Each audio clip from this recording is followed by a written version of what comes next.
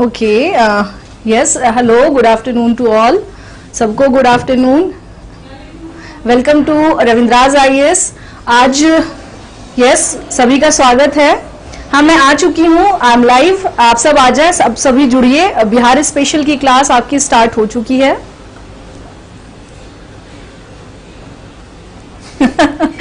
अच्छा जी, प्रणाम प्रणाम. आ जाए, आप सब खुश रहिए. अब आ जाइए, लाइव आ जाइए. ठीक है, मैं आ चुकी हूँ और yes yes I am here. मैं आ चुकी हूँ. फर्स्ट डे है तो फर्स्ट डे में क्या होता है कि थोड़ा आप एडजस्ट करें, थोड़ा मैं एडजस्ट करूं, फिर आगे जो है ये क्या होगा, सिलसिला आगे बढ़ता जाएगा. ओके, टाइमिंग कंफर्म बताया जाए. टाइमिंग आप 3 बजे, वैसे जो शेड्यूल जो है वो अपडेट हो जाएगा उसके रिगार्डिंग. आज तो चूंकि क्या है, आपकी फर्स्ट इंट्रोडक्टरी क्लास है रिगार्डिंग बिहार स्पेशल. जैसा कि आप सभी जानते हैं, बिहार स्पेशल में स्पेशली ये बैच जो हमारे रविंद्राज आईएएस में ये बनाया गया है, स्पेशली इसलिए बनाया गया है क्योंकि 66 बीपीएससी भी है और साथ के साथ हम क्या देख रहे हैं कि बिहार में और भी अदर एग्जाम्स जो हैं वो बिल्कुल अपकमिंग है, आने वाले हैं. हाँ जी, नमस्कार सबको, नमस्कार. तो आप जब सबको, जैसा कि आप सब जानते हैं, 66 बीपीएससी का नोटिफिकेशन आ चुका है और फॉर्म जो है वो फिल हो रहे हैं. ठीक है, ये सारे प्रक्रिया अब शुरू हो चुकी है. एक्सपेक्टेड डेट जो एक अनुमान जो एक दिया गया है, यानी हम कह सकते हैं कि एक अनुमान लगाया जा रहा है कि एक्सपेक्टेड कब एग्जाम होगा, ये है 27/12/2020. ओके, 27/12/2020 ये एक्सपेक्टेड डेट है रिगार्डिंग बीपीएससी. बीपीएससी प्रीलिम्स का जो एग्जाम है ये एक्सपेक्टेड है. सो ध्यान रखना होगा, क्योंकि समय जो है अब आपका, हम लोग ऑलरेडी अक्टूबर में चल रहे हैं, अक्टूबर नवंबर, और मान के चलिए चूंकि अभी बिहार इलेक्शन है, बिहार इलेक्शन के बाद एग्जाम्स कैंसिल तो नहीं होगा किसी भी वे में. और एग्जाम बीपीएससी का जो अब तक जो ट्रेंड हम लोग देखते चले आ रहे हैं वो ये है कि ऑन टाइम एग्जाम हो रहे हैं बिहार में. ये एक सबसे अच्छी बात हो चुकी है. तो आप सब भी अपने तरफ से क्या हो जाएं, रेडी हो जाएं और पूरी तरीके से जो बिहार स्पेशल, क्योंकि देखिए ये जो सेक्शन है ये इंपॉर्टेंट है. इस सेक्शन का महत्व क्यों बढ़ जाता है, ये क्यों इंपॉर्टेंट हो जाता है, ये सेक्शन क्यों महत्वपूर्ण है, क्योंकि लगभग देखिए बिहार की बात अगर करें तो स्पेशल यानी पीटी की अगर हम बात करें, यहाँ अगर हम लोग पीटी की बात करते हैं तो हम लोग क्या देखते हैं यहाँ पर कि ऑलमोस्ट 150 क्वेश्चन में हमारे लगभग अगर आप कह सकते हैं कि लगभग जो 100 क्वेश्चन का एक अनुमान अगर हम लगाएं तो 30 to 35 हिस्ट्री के क्वेश्चंस होते हैं. हिस्ट्री के क्वेश्चंस होते हैं, इससे कम नहीं होंगे, है ना. हाँ बिल्कुल. हाँ, तो यहां पर हम क्या देख रहे हैं कि हिस्ट्री के रिगार्डिंग अगर बात करें कि इतिहास के सेक्शन यानी इतिहास विषय में लगभग जो अनुमान है दैट इज 30 to 40 एक्सपेक्टेड जो क्वेश्चंस वो आते हैं यहाँ पे.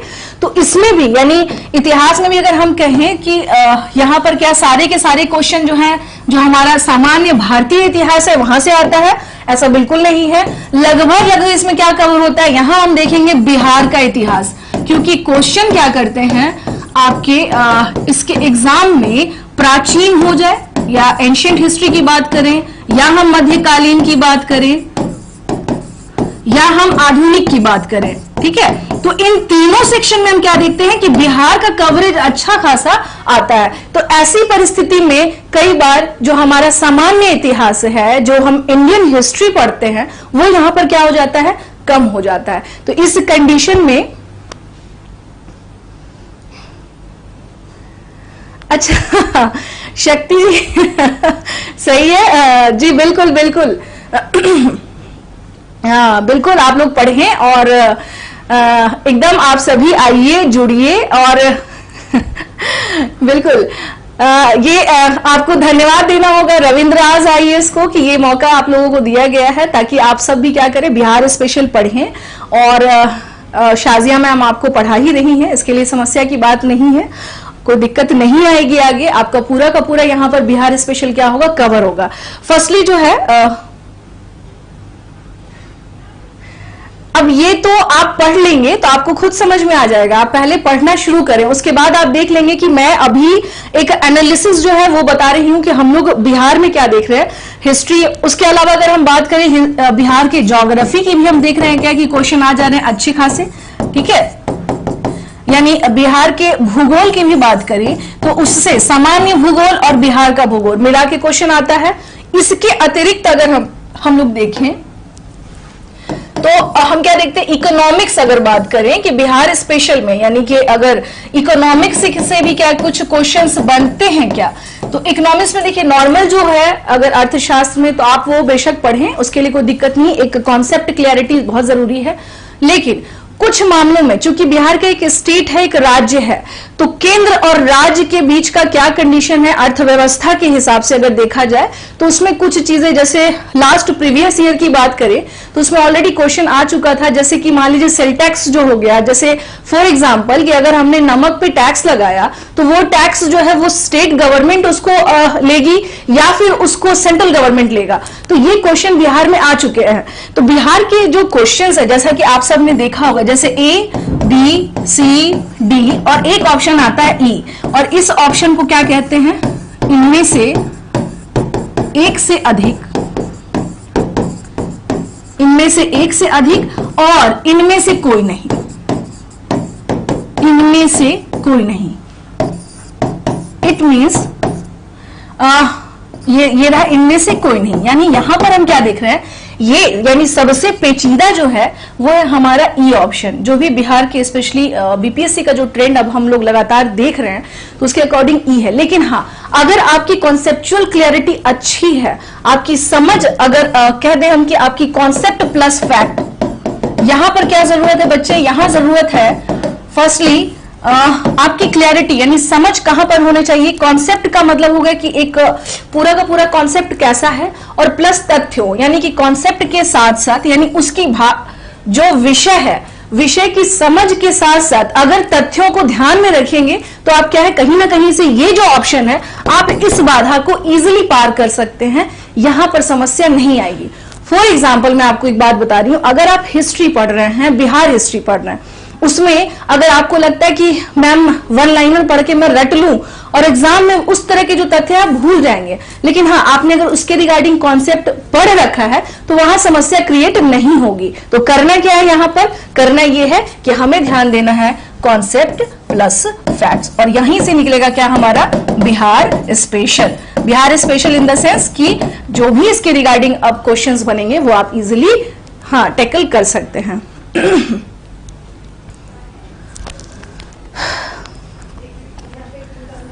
ओके जी जी बिल्कुल, आप सभी जुड़े और इस क्लास के बारे में आप सब भी अपने थ्रू अपने फ्रेंड्स को या जो भी लोग बीपीएससी की तैयारी कर रहे हैं उन्हें अवश्य बताएं कि बिहार स्पेशल की क्लास चल रही है, और वो लोग जितने ज्यादा संख्या में हो सकते हैं जुड़े इस क्लास से, ठीक है।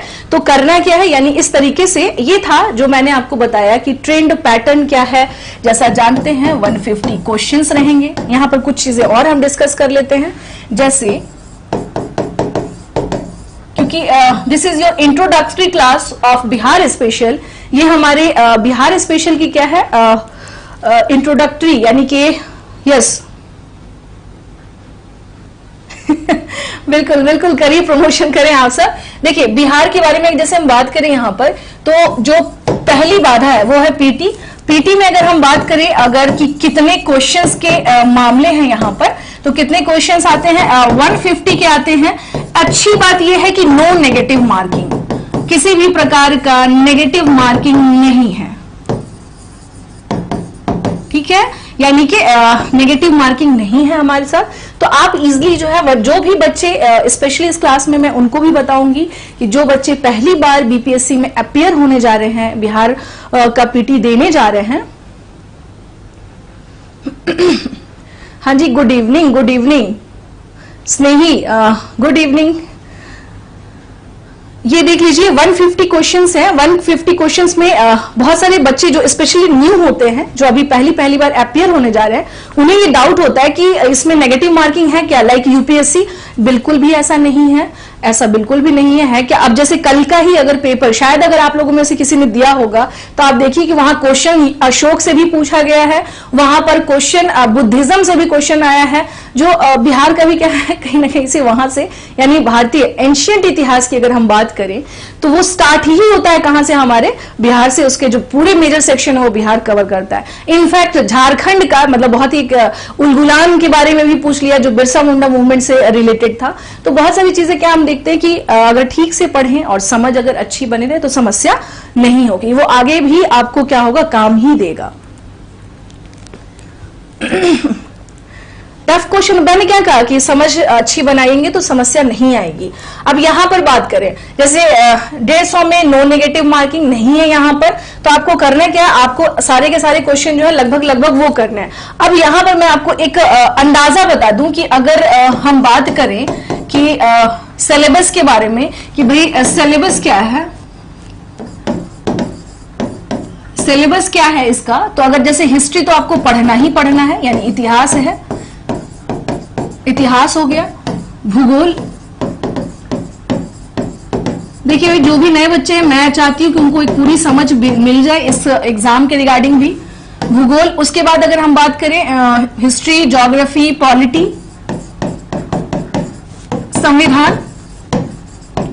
संविधान और इसके अतिरिक्त बात करें तो अर्थव्यवस्था। जो अर्थव्यवस्था इन द सेंस कि अगर हम इसको ये कह सकते हैं इकोनॉमी, ओके, इकोनॉमी से क्वेश्चंस आते हैं। और प्लस अगर हम देखते हैं क्या कि करंट अफेयर्स तो है ही, और उसके साथ साथ जो बिहार स्पेशल के सारे प्लान होते हैं, यानी कि बिहार से जुड़ी हुई योजनाएं, जैसे 7 निश्चय क्या है, 7 निश्चय में क्या क्या चीजें ऐड हैं, ये सारी चीजें बताना। तो बिहार स्पेशल यानी इसमें हम क्या देख रहे हैं कि बिहार स्पेशल।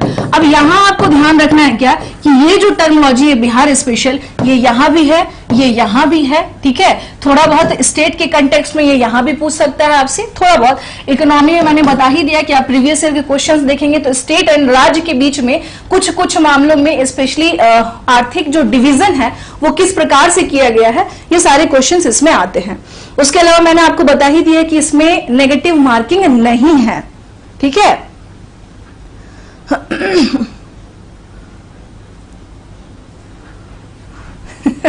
चलिए आगे।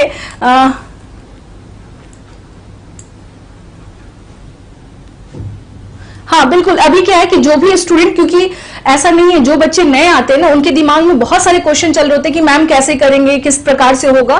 तो ये चीजें आपको क्या करनी है, ध्यान रखनी है कि इस प्रकार से हम क्या देखते हैं कि ये हमारा जो प्रीलिम्स का है अभी तो यही है। ये बाधा पार करेंगे अगर आप कर लेते हैं और अच्छे से तैयारी आपने किया तो आप पहुंचेंगे इस स्टेज पर, और इस बाधा को पार किया तो फिर आप पहुंचेंगे इंटरव्यू तक, फिर आप पहुंचेंगे इंटरव्यू में। मेंस की बात करें तो देखिए एक ऑप्शनल रखना है आपको, एक ऑप्शनल रखना है, उसके साथ में क्या है जीएस के पेपर हैं, ठीक है, एक हिंदी क्वालिफाइंग है। तो यहां तक में कोई समस्या आपको बहुत ज्यादा नहीं होगी, पहले इस बाधा को पार कर ले, क्योंकि ये बाधा जो है ये इसके लिए भी यहां पर यानी संस्था की तरफ से हर तरीके की सहायता आपको उपलब्ध कराई जाएगी। लाइक मेंस के रिगार्डिंग जो बैचेस होंगे या आप लोग को ऑप्शनल से संबंधित किसी प्रकार की समस्या होगी कि क्या करना है मैम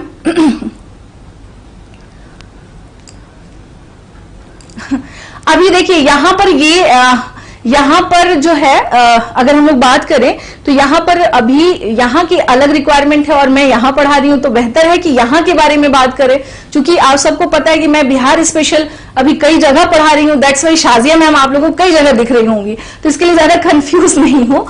मैं यहां पर हूं तो फिलहाल यहां पर आपके साथ जुड़ी हुई हूं, और यहां पर मेरी क्लासेस होंगी, और भी कई जगह मेरी क्लासेस चल रही हैं, 2-3 जगह। तो अदर का मुझे नहीं पता कि वहां का यहां इससे कोई लेना देना बिल्कुल नहीं है। जहां जहां भी मैं बिहार स्पेशल की क्लास ले रही हूं वो अलग संस्थाएं हैं, ये अलग संस्था है, बिल्कुल इस मामले में क्लियर रहिएगा। हाँ ये बिल्कुल क्या है मैंने अभी बता दिया कि मैं अलग अलग जगह पर बीपीएससी की मेरी क्लासेस चल रही हैं। तो जो भी लोग रविंद्रास से जुड़े हुए हैं और बिहार के स्पेशल के रिगार्डिंग जो है एग्जाम देना चाहते हैं, बीपीएससी स्पेशल बैच सर ने अपने एफर्ट्स से ये एक बैच बनवाया कि भाई हमारे स्टूडेंट्स की भी डिमांड है, तो मैम आप यहाँ पे बिहार स्पेशल देख लीजिए। तो यहाँ पर बिहार स्पेशल आप सबके विशेष मांग पर ये बैच बना है, ठीक है। चलिए तो ये हो गया। अब आते हैं हम लोग, अब आते हैं मूल मुद्दे पे। यानी कि अब आते हैं हम लोग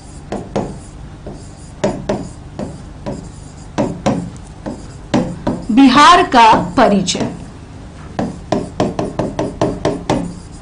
इंट्रोडक्शन ऑफ बिहार। ठीक है, अब चलिए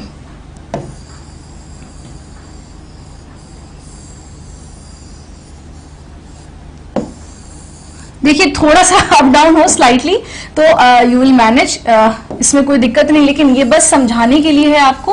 और आई गेस यहाँ पे समस्या नहीं आएगी क्योंकि मैप मेरा वैसे भी बहुत ठीक ठाक है, काफी हाँ, ये हो गया हमारा बिहार का, ये क्या है हमारा मैप है, ये हो गया बिहार।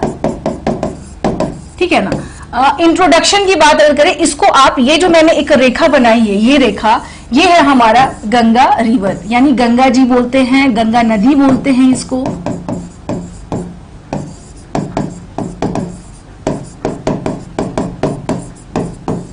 गंगा नदी। ठीक है, अब देखिए यहां पर क्या है, यानी अगर आप बिहार स्पेशली पढ़ रहे हैं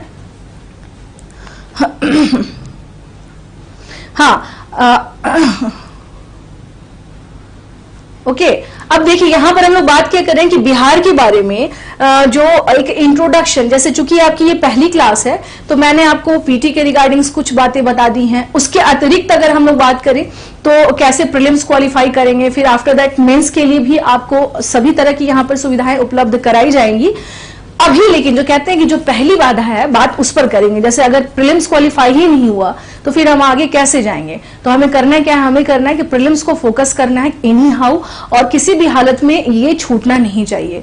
दूसरी बात ये है यहाँ पर जो सबसे इंपॉर्टेंट है वो ये है कि बीपीएससी में आप देखिएगा कि लगातार क्या हो रहा है, पीटी में मार्क्स जो है वो हर बार कट ऑफ ऊपर की ओर जा रहा है, कई बार 100 भी, एक बार 100 भी गया हुआ है। तो आप सबको क्या करना है, अपनी तरफ से पूरी तैयारी इन द सेंस किस प्रकार की तैयारी करनी है भाई, तैयारी करनी है आपको कि आप इतना कम से कम करके आए पीटी में स्कोर कि आपके पास समस्या नहीं रहे, आने के बाद रोने वाली स्थिति नहीं रहे, आने के बाद ऑप्शनल के लिए तैयारी कैसे करना है उस स्थिति में रहना है। और वही आदर्श स्थिति है, वही आइडियल स्थिति है। ओके, बिहार स्पेशल पे अगर बुक पूछ रहे हैं ना, तो बुक की अगर बात करें, देखिए इम्तियाज अहमद भी है, मार्केट में केबीसी नैनो भी है, क्राउन पब्लिकेशन भी है, ये सभी बुक्स हैं ऑलरेडी। अगर बात किया जाए तो ये सभी बुक्स क्या है,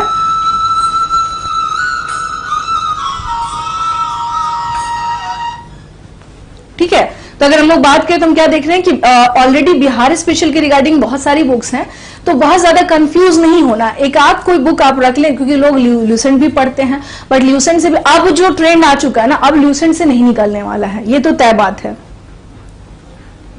हाँ, ये तो तय बात है कि अब अगर आप बात करें कि ल्यूसेंट से निकलेगा क्या मैम, तो नहीं हो सकता है, एकदम तैयार रहें, क्योंकि वन लाइनर पे अब आपका बिहार नहीं निकल सकता। बिकॉज अगर आप ध्यान से देखें, दोनों जगह आप कहीं से भी पढ़िए हैं, सर ये किसी का फोन है, ठीक है, आप कहीं से भी पढ़िए, समस्या देखिए, समस्या वो नहीं है, समस्या ये है कि जो पीटी है ना, उसके लिए अपने आप को आपको क्या करना है, तैयार तो करना ही पड़ेगा, ठीक है। हाँ, उसके लिए अपने आप को क्या करें, आप प्रिपेयर्ड रखें। तो जैसे हम बात कर रहे हैं कि यहाँ पर हमें क्या देखना है कि कुछ चीजें स्पेशल अगर बात करें कि इसमें और क्या क्या समस्याएं यानी आती हैं इंट्रोडक्शन, क्योंकि इससे क्या है बहुत सारे क्वेश्चन बन जाते हैं, जैसे कि इनकी जो बिहार की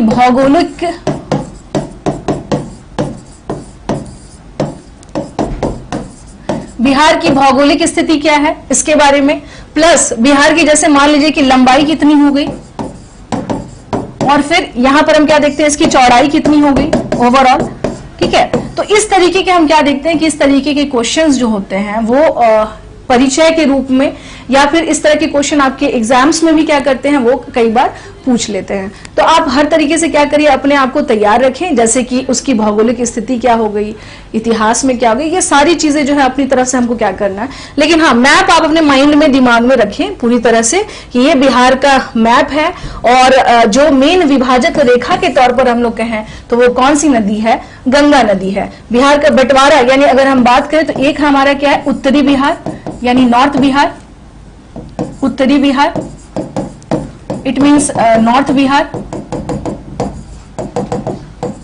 ठीक है, और यहां वाला जो पोर्शन है ये है हमारा साउथ बिहार, साउथ बिहार यानी दक्षिणी बिहार। तो पहले क्या है कि कुछ चीजें स्पेशल बिहार के कंटेक्स्ट में अगर हम बात करें, हाँ बिहार के कंटेक्स्ट में अगर हम बात करें तो हम क्या देखते हैं कि ऑलरेडी ओके हाँ, हम लोग क्या देखते हैं, अगर कि अब पूछा जाए यहाँ पर, जैसे एक क्वेश्चन आ जाएगा कि बिहार की स्थिति कहां पर है, यानी अगर हम लोग मैप के थ्रू देखें, फॉर एग्जांपल जैसे मान लीजिए कि ये हो गया मैप, ठीक है,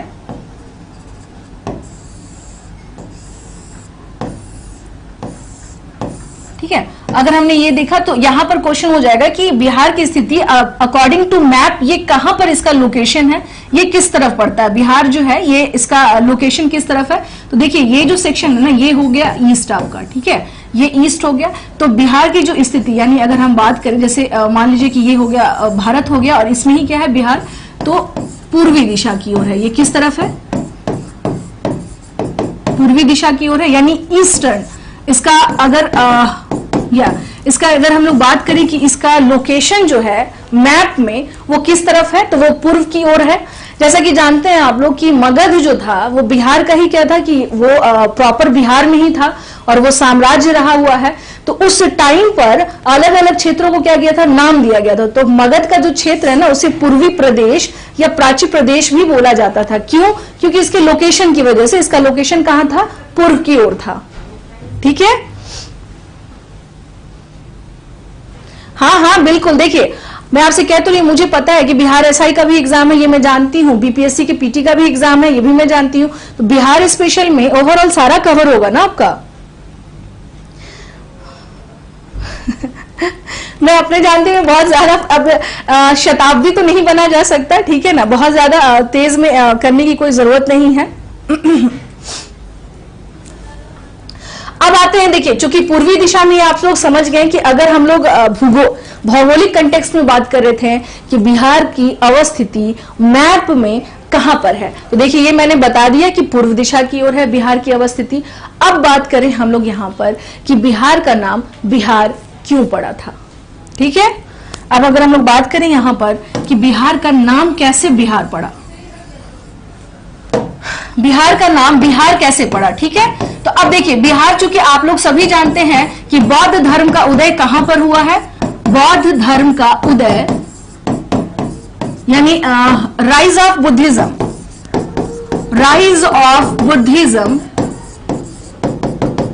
ये कहां हम देखते हैं, ये बिहार में देखते हैं। अब यहां पर एक चीज, एक धारणा बता दूं, जो बहुत सारे ऐसे बौद्ध भिक्षु हुआ करते थे या अलग अलग इस तरह के लोग जो बौद्धिस्ट धर्म से जुड़े होते थे, वो अक्सर कहाँ आते थे, वो लोग घूमने के लिए बिहार आया करते थे। और घूमने वाली जगह को क्या कहा जाता है, विहार। तो इसका जो नाम था, बच्चे ध्यान रखिएगा, इसका नाम क्या था, इसका नाम था विहार, ठीक है ना। आज भी जो बौद्ध भिक्षु होते हैं या बुद्धिस्ट जो मॉन्क्स होते हैं, उनके रहने वाली जगह को जो जहां वो ठहरते थे, जैसे चैत्य हो गया और विहार हो गया, ठीक है।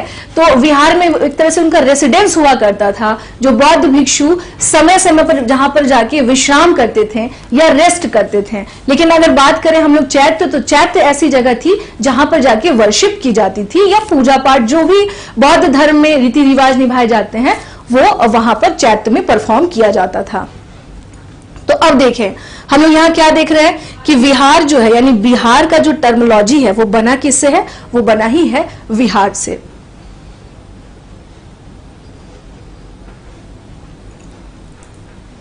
ठीक है।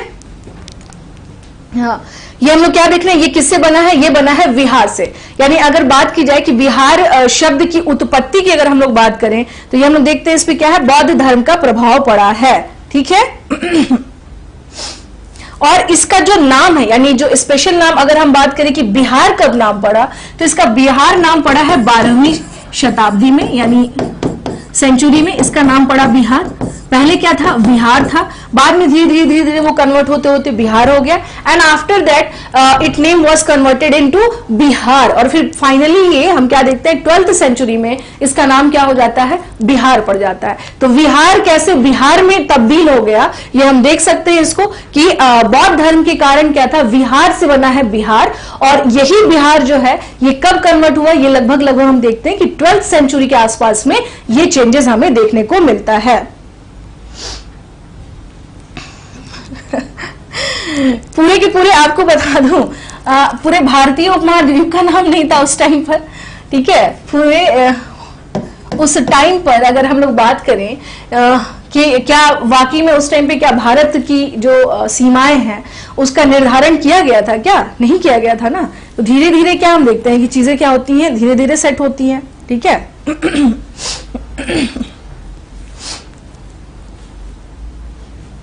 चलिए अब हम लोग बात करें यहां पर,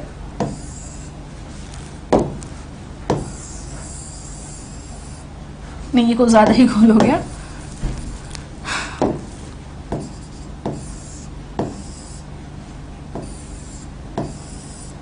थोड़ा सा क्या करना है, हमें ग्लोब का भी देख के चलना है, क्योंकि कुछ क्वेश्चंस जो है हमारे इसके रिगार्डिंग आ जाते हैं। देखिए चूंकि आज क्या है ना, आज जो है सामान्य परिचय बिहार का अगर हम बात करेंगे तो हम लोग क्या देखेंगे कि बिहार का जो सामान्य परिचय है ये हो गया ग्लोब हमारा।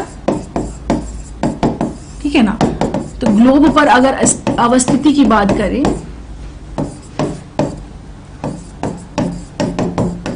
सिचुएशन यानी इसका लोकेशन क्या है ऑन ग्लोब, ग्लोब के ऊपर बिहार की अगर सिचुएशन की बात करें, जैसे उत्तरी अक्षांश में क्या स्थिति है, और अगर हम लोग बात करें कि क्या इसका कंडीशन है इसका, तो हम लोग देखते हैं क्या कि ये 24 से, याद रखिएगा बिहार के बारे में,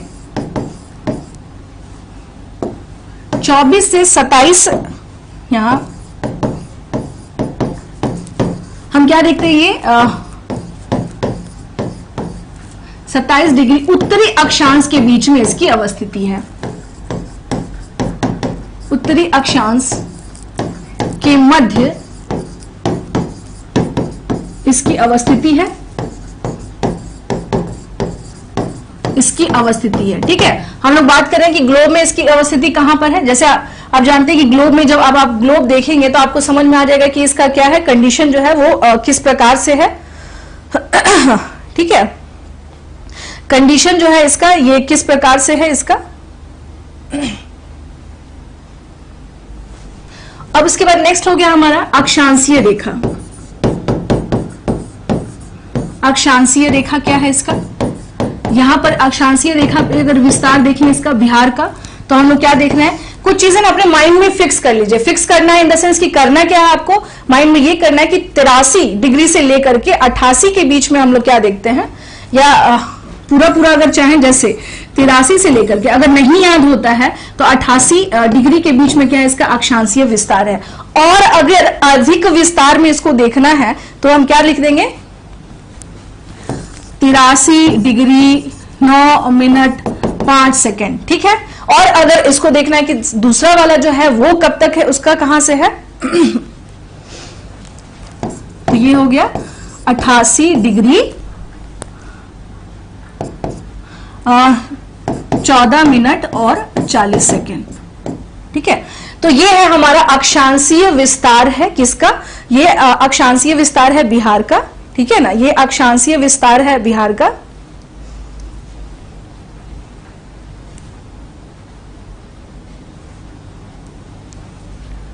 अब मान लीजिए यहां पर हम आते हैं, अब पूरे बिहार, अब वो तो हो गया ग्लोब पर, मैंने बता दिया आपको। ठीक है, अब यहां पर हम बात करेंगे इसके कि इसकी पूरी लंबाई, जो ये चौड़ाई हो गई और इसकी लंबाई कितनी है। जैसे लंबाई हो गया और इसकी चौड़ाई अगर हम लोग बात करें कि ये कितने पे जा रहा है, ये अगर पूरे बिहार की बात करें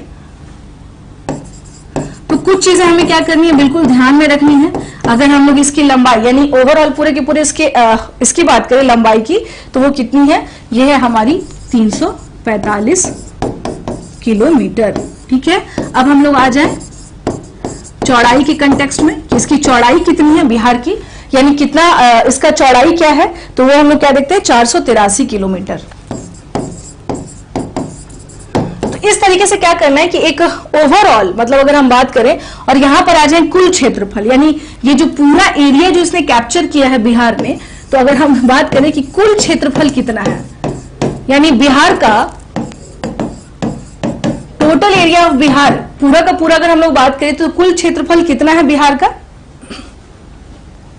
तो 94,000। इसको तो अपने दिमाग में आपको क्या करना है, फिक्स ही कर लेना है कि ये है कितना, 94,163 किलोमीटर। ठीक है, एक क्वेश्चन और इसमें आता है कि भारत का, ठीक है ना, भारत का कितना, भारत के कितने क्षेत्रफल पे बिहार है, एक क्वेश्चन और जो फिक्स रहता है, भारत के कितने क्षेत्रफल पे कितने प्रतिशत यानी कितने क्षेत्रफल या कितने प्रतिशत पे जो है वो बिहार का है, या क्षेत्रफल भी से हम कह लें कि कितना एरिया इसमें, यानी बिहार जो है वो इंडिया के कंटेक्स्ट में अगर हम लोग बात करें तो ये पूरे भारत का कितना है 2.86%, पूरे भारत का। ठीक है ना, पूरे भारत का इन द सेंस कि अगर हम लोग क्या बात कर रहे हैं यहां पर, जैसे कि हम लोग इसको इस वे में समझ सकते हैं, इसे इस तरीके से समझा जा सकता है स्टूडेंट, ये रहा देखिए।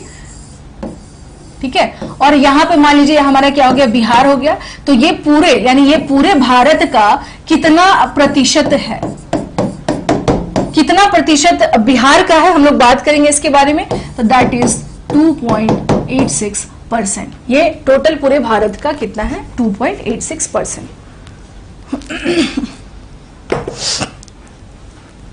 ठीक है, तो हम लोग क्या देख रहे हैं इस तरह से कि पूरा का पूरा जो है ग्लोब पर अवस्थिति के बारे में हमने क्या किया है, बात किया है कि क्या है, इसका लंबाई हो गई 345, चौड़ाई हो गई 483 किलोमीटर।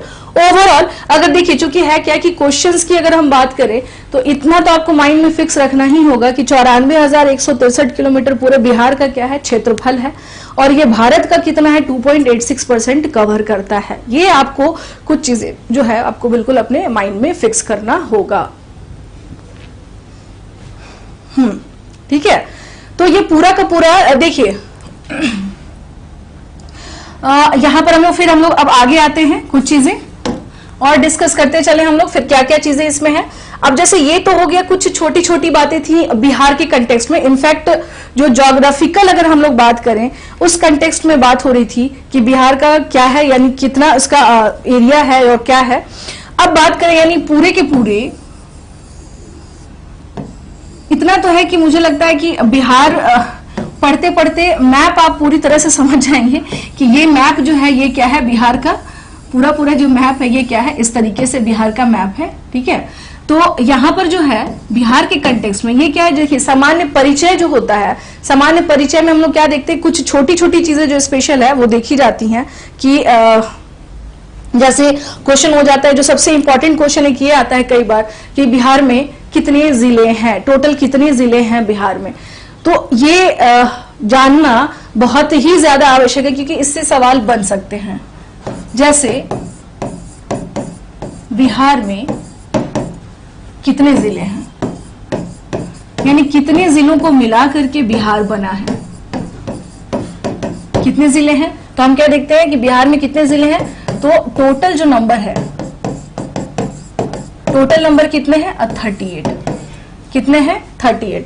इसके अलावा बात होती है प्रमंडल, प्रमंडल का मतलब हो जाता है आपको कि कमिश्नरी। ठीक है ना, कमिश्नरी, प्रमंडल का मतलब होता है कमिश्नरी, कि बिहार में कितने प्रमंडल हैं, इट मींस कमिश्नरी। ये टोटल कितने हैं, ये 9 है। आप लोगों में से जो भी लोग मुजफ्फरपुर में होंगे, अगर आप लोगों को पता होगा तिरहुत, आपने सुना होगा तिरहुत के बारे में, है ना, तिरहुत के बारे में आप लोगों ने शायद सुना होगा।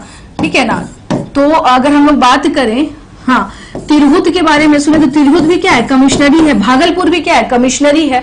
तो एक बड़ा क्षेत्र जो कवर करता हो उसे क्या कहा जाता है, उसे ही कहा जाता है क्या, प्रमंडल। जैसे मैं एक एग्जांपल दे दूं कि देखिए एक इकाई की बात करें कि ये क्या है, इकाई इन द सेंस यूनिट, ठीक है। यूनिट में अगर हम लोग देखें तो होता क्या है कि जैसे अभी के टाइम पर आप देखिएगा कि जिला होगा। नॉर्मली अगर हम देखें जिला यानी डिस्ट्रिक्ट, डिस्ट्रिक्ट से नीचे अगर हम जाते हैं तो हम क्या देखते हैं कि डिस्ट्रिक्ट से नीचे क्या हो जाता है, जिला से अगर हम नीचे जाएंगे तो अनुमंडल दिखेगा हमें। अनुमंडल इन द सेंस ब्लॉक हो गया, ठीक है। नहीं, अनुमंडल ब्लॉक नहीं, सब डिवीजन हो गया। ये अनुमंडल का मतलब हो गया सब डिवीजन।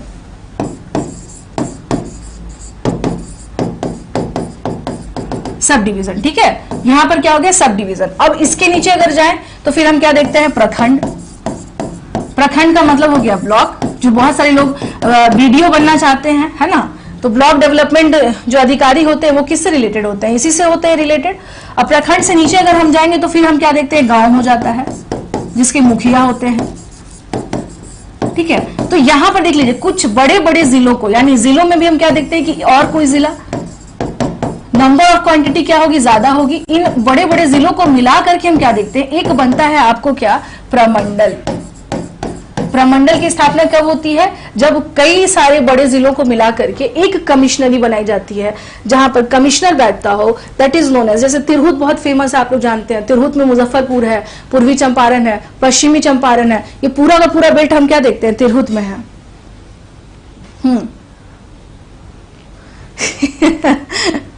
हाँ, अच्छा जी।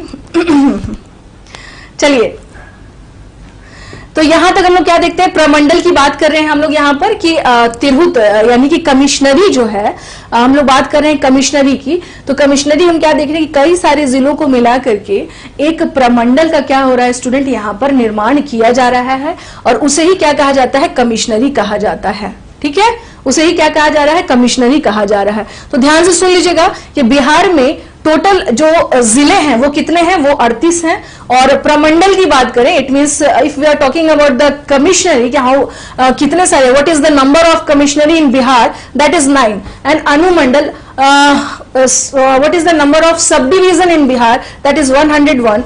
एंड प्रखंड, इट मींस की ब्लॉक जो है वो कितने हैं in numbers, that is 534। That is 534। तो इस तरह से हम लोग को क्या करना है, कुछ चीजें जो है वो ध्यान में रखनी है। हाँ, कुछ चीजें हमें क्या करनी है, ध्यान में रखनी है कि बेसिक्स है क्या, कि ये है बेसिक्स। अगर बेसिक्स में हम खराब हुए तो हम कहीं भी परफॉर्मेंस में क्या हो जाएगा, गड़बड़ होने की संभावना बनी रहती है।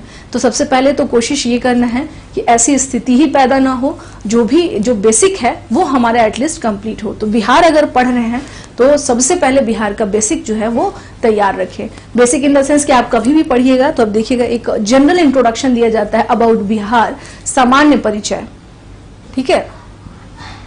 यस, सामान्य परिचय है ये बिहार के बारे में। यस, सामान्य परिचय है ये बिहार के बारे में, जिसके बारे में मैं बता रही हूं आप लोगों को।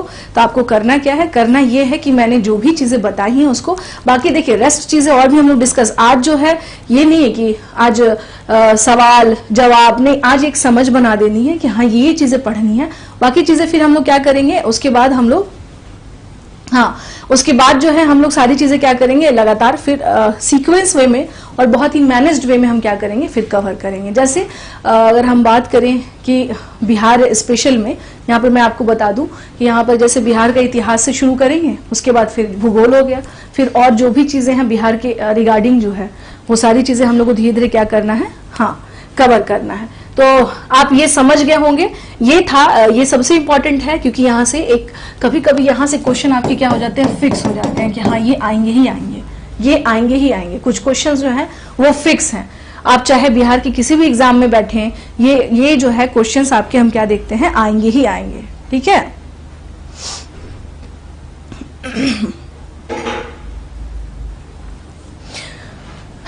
चलिए अब नेक्स्ट हम लोग आते हैं। अब बताइए, एक बात बताइए, ये इतना बड़ा बिहार है, ठीक है, ये इतना बड़ा हमारा बिहार है, तो अब बिहार की जनसंख्या भी तो होगी भाई।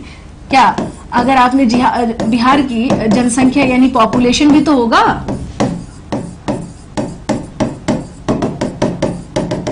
पॉपुलेशन भी तो होगा। तो कितना भाई यहाँ पे बिहार की कुल जनसंख्या कितनी है? बिहार की कुल जनसंख्या कितनी है बताइए आप लोग। हाँ जी बताइए, जो लोग अभी मेरे साथ लाइव पर हैं फटाफट थोड़ा आंसर दें आप सब कि बिहार की कुल जनसंख्या कितनी है, जल्दी बताइए। अरे एग्जैक्ट संख्या नहीं भी याद है तो कोई बात नहीं, बस जहां तक एक अनुमानता जो माना जाता है कि बिहार की जो जनसंख्या है वो बता दीजिए।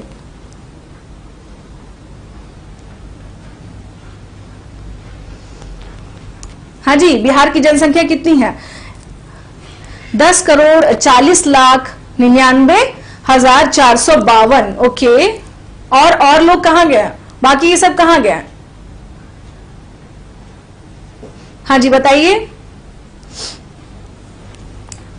हाँ सूरज राज, देखिए है क्या कि ठीक है, अलग अलग बुक में आपको हो सकता है कि अलग अलग दिखे कि 10,40,00,000। कौन आंसर दे रहे हैं? हाँ 10,40,99,000। ठीक है, कहीं कहीं पे ये 452 दिखेगा आपको। तो खैर एक अनुमानता जो है ये है कि 10 करोड़ की आबादी है बिहार में। 10 करोड़ और प्लस ही हो चुकी है, धीरे धीरे बढ़ रही है। तो 10 करोड़ की आबादी जो है वो कहाँ है? हमारे बिहार में। और इसमें से पुरुषों की अगर हम लोग बात करें तो वो कितनी है? 5 करोड़ के आसपास। हाँ, इसमें से अगर हम लोग बात करें कि इसमें यहाँ पुरुषों की कुल संख्या कितनी है? यहाँ पुरुषों की कुल संख्या है। What is the total number of male in Bihar? कुल संख्या। अब मैंने क्या कहा आपको अंदाजा, यानी कि ये नहीं कि पूरा का पूरा एग्जैक्ट डेटा जो है आपके एग्जाम में ये नहीं पूछ देगा कि बताइए कितना है, जैसे 5,42,78,000। अब ये नहीं पूछने वाला, ठीक है, ये नहीं पूछने वाला। हाँ इतना ध्यान रखिएगा कि इतनी आबादी किसकी है? पुरुषों की है। महिलाओं की अगर हम बात करें कि बिहार में महिलाओं की संख्या अगर देखा जाए, देखिए आज ना मैं इसलिए से बता दे रही हूं कि इस टॉपिक को बार बार बताना नहीं पड़ेगा, फिर आज मैं इसलिए इस पे थोड़ा सा डिस्कस कर ले रही हूं। इनकी कितनी है? 4,98,21,000। ये क्या है? ये महिलाओं की टोटल आबादी है। तो ये अगर मान लीजिए नहीं भी याद रहे तो ये याद रखिए, ये संख्या याद रखिए। यहाँ 4 करोड़ के आसपास जो है फीमेल्स है। फीमेल्स है। पुरुषों की बात करें यानी मेल्स कितने हैं? What is the number of males in Bihar? That is 5,42,78,000। मतलब ये इतने जो है आबादी है। महिलाओं की बात करें कि what is the number of females in Bihar, तो हम देख सकते हैं कि ये क्या है? महिलाओं का की आबादी है 10 करोड़ जो है। ये आपको ये ध्यान रखना है क्योंकि इतना लंबा डिजिट नहीं पूछेगा किसी भी एग्जाम में, इतना लंबा डिजिट आने की कोई संभावना नहीं है। जब भी पूछेगा ये एक जो मेन संख्या है, हाँ जो मेन संख्या है, ओके ओके ओके, मैं बिल्कुल इंग्लिश में बोल दूंगी इसको कि we are talking about the total number of population in Bihar, कि हम यहाँ बात कर रहे हैं जनसंख्या के बारे में। हम लोग किसके बारे में बात कर रहे हैं? जनसंख्या के बारे में। That what is the exactly number of males in Bihar? That is approx 5 crore. And what is the numbers of females in Bihar? That is approx 4 crore. It means कि हम क्या देखते हैं कि बिहार में ओवरऑल जो पॉपुलेशन की बात करें दैट इज अप्रॉक्स 10 करोड़। ठीक है, तो इस तरीके से क्या करना है, हमें कुछ चीजें अपने साथ साथ ध्यान रखनी है। हाँ, और एक आ जाता है कि पॉपुलेशन डेंसिटी कितनी है? पॉपुलेशन डेंसिटी कितनी है? पॉपुलेशन डेंसिटी में बिहार की स्थिति क्या है बताइए। हाँ जी, पॉपुलेशन डेंसिटी क्या है बिहार की? जनसंख्या घनत्व क्या है? जनसंख्या घनत्व। इट मीन्स कि what is the population density in Bihar? Population density in Bihar अगर हम लोग बात करें तो हम लोग क्या देखते हैं कि प्रत्येक देखा जाता है पॉपुलेशन डेंसिटी, बच्चे ध्यान रखिएगा, हमेशा 1 किलोमीटर के रेंज में चेक किया जाता है कि कितना है। तो इसका मतलब क्या है कि 1106। अब सोच लीजिए भैया क्या स्थिति है, देख लीजिए 1106 प्रति वर्ग किलोमीटर पर, ठीक है ना। 1106 है, हाँ 1106। पॉपुलेशन डेंसिटी में हम लोग बहुत अच्छा खासा क्या रखते हैं, अपना हमारा मुकाम बहुत ऊपर है, काफी अच्छी रैंकिंग पर है हम लोग। 1 किलोमीटर पर इतनी आबादी हमें दिख जाएगी, है ना, पर किलोमीटर। यहाँ पर अगर बात करें कि प्रति किलोमीटर के हिसाब से, यानी हम 1 किलोमीटर अगर चलेंगे बिहार में तो हम क्या देखेंगे, 1106 के आसपास में क्या है, जनसंख्या घनत्व है, ठीक है। हाँ, तो बिहार की बात अगर करें तो हम लोग क्या देखते हैं, ये चीजें अपने माइंड में देखिए है क्या कि कुछ चीजें ऐसा पढ़ ले कि अलग से फिर से उसको उठाने के पढ़ने की आवश्यकता ना पड़े। मैं तो यही चाहती हूँ। आबादी का समझ गए आप लोग, 5 करोड़ सॉरी 10 करोड़ है, पुरुषों का है 5 करोड़, महिलाओं का 4 करोड़ के आसपास। 1106 जो है वो क्या है, हाँ किलोमीटर स्क्वायर है। यस, यहां पर थोड़ी सी स्थिति क्या है, डवाडोल है। डवाडोल इन द सेंस कि देखिए जनसंख्या घनत्व अगर ज्यादा है ना, तो इट मीन समझिए कि जो लैंड है उसकी आवश्यकता भी क्या हो जाएगी, हम लोगों को ज्यादा पड़ेगी। अगर जनसंख्या घनत्व ज्यादा है तो इसका मतलब क्या है कि लैंड की आवश्यकता भी ज्यादा पड़ेगी। ये भी क्या होता है, इसमें मैटर करता है। अब देखते हैं हम लोग क्या, पॉलिटिकल स्ट्रक्चर। देखिए भाई, मैं आते के साथ अब कहेंगे कि मैम एक बात बताइए, आप आते के साथ इतनी सारी चीजें हमें बताने लगी, तो ये क्या है कि अभी ये जान लेंगे तो फिर इसकी आवश्यकता हम लोगों को नहीं पड़ेगी, ठीक है। अब सबसे बात हो जाती है मेन, लोकसभा में सीटों की संख्या, जो पिछले साल इलेक्शन हुआ था, सीटों की संख्या, ओके, नंबर ऑफ सीट, ठीक है ना, इन लोकसभा। अगर हम लोग बात करें नंबर ऑफ सीट इन लोकसभा, यानी अगर हम लोग बात करें कि जो नंबर ऑफ सीट कितने हैं, वो है हमारे 40 है, नंबर ऑफ सीट इन लोकसभा। अब बात करेंगे कि भाई राज्यसभा में भी हर साल क्या होता है, स्टेट से जाते हैं कुछ लोग, तो राज्यसभा में कितने मेंबर हैं, राज्यसभा में सीटों की संख्या, यानी स्पेशल बिहार के कितने सीट हैं। जैसे है ना भाई कि उत्तर प्रदेश में अगर हम लोग बात करें तो लोकसभा में ही अकेले उत्तर प्रदेश में 80 सीटें हैं, तो कुछ स्टेट जो है ये बहुत मैटर करता है लोकसभा, यानी कि जब हाँ लोकसभा असेंबली में, यस। तो उस तरीके से हम लोग क्या देखते हैं कि राज्यसभा में अगर सीटों की संख्या की बात करेंगे तो राज्यसभा में कितनी है, यस बिल्कुल सही बताया है आपने, 16 है। राज्यसभा में कितनी है सीटों की संख्या, दैट इज 16। ये कितनी है, 16 है। हाँ भाई, अब विधानसभा इलेक्शन हो रहा है बिहार में, कितने सीट है जल्दी बताएं आप सब। बिहार में कितने विधानसभा सीट कितनी है, विधानसभा में सीटों की संख्या कितनी है, की संख्या कितनी है, जल्दी बताइए। इलेक्शन होने वाला है इस बार, फटाफट बताइए आप लोग, देखो तो सही कि क्या है स्थिति है आप लोगों की। हाँ जी बताइए, हाँ जल्दी बताएं क्या है, सब लोग अपना आंसर दें। देखिए है क्या कि अगर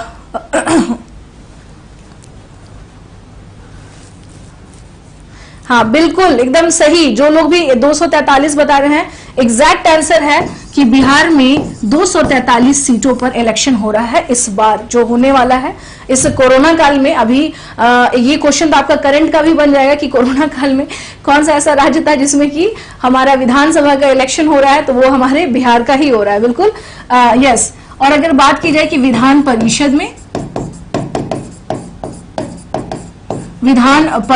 सीटों की संख्या,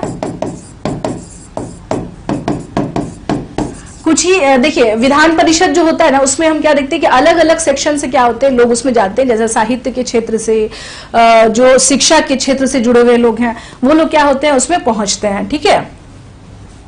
तो विधान परिषद में अगर हम लोग बात करें तो कितनी है नंबर ऑफ संख्या, यहाँ पर देख लीजिए 75 है। तो अगर क्वेश्चन आपका आता है, ये रहा 75, ठीक है। तो अगर आपका क्वेश्चन आता है कि बिहार में कैसी व्यवस्था है, तो बिहार में द्विसदनीय व्यवस्था दिख रहा है। क्यों? क्योंकि बिहार में ऑलरेडी यहाँ क्या है, विधानसभा एंड विधान परिषद। तो इस प्रकार से अगर हम देखें तो बिहार में हमें क्या दिख रहा है, द्विसदनीय व्यवस्था।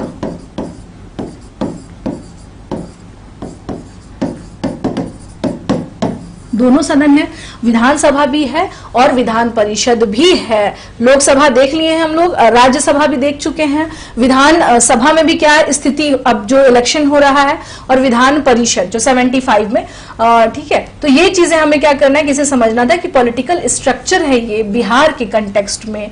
देखिए हमने क्षेत्रफल पढ़ लिया, ठीक है, उसके अलावा हमने जनसंख्या पढ़ लिया, और हमने यहाँ पर पॉलिटिकल स्ट्रक्चर जो एक बिहारी लैंग्वेज में अगर कहा जाए तो इसे कहा जाता है मोटा मोटी बात, हम लोग यहाँ पर समझ लें तो ये एक्चुअल वही है, मोटा मोटी बात ही है बिहार के कंटेक्स्ट में, जो क्या है हमें जानना जरूरी है, ठीक है। ये क्या है, अगर इसे नहीं जानेंगे तो हम आगे जो है कवर नहीं कर पाएंगे। अब एक और सेक्शन रह गया है पढ़ाई, हाँ जी, ओके इंग्लिश में बता दूं, ओके ओके ओके। देखिए the number of seat in Lok Sabha is 40, the number of seat in Rajya Sabha is 16 in Bihar. In Bihar legislative assembly जो भी हो रहा है इन बिहार यानी विधानसभा, the number of seat of Bihar is 243, in Vidhan Parishad the number of seats are 75. This is basically political structure of Bihar. ये बिहार का क्या है, political structure है।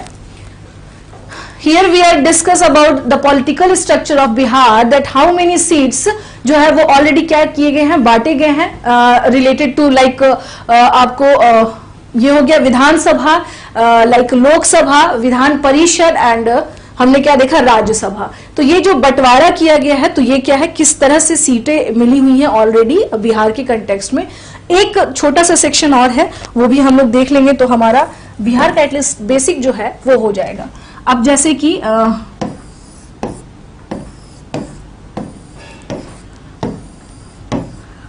हम लोग बात करें कि हाँ भाई, कुछ जो इंपॉर्टेंट बात वो ये हो जाती है कि राजकीय पशु कौन सा है। ये बहुत ही बेसिक है, ये आप लोग बताइए फटाफट, ठीक है ना, मैं लिख देती हूं।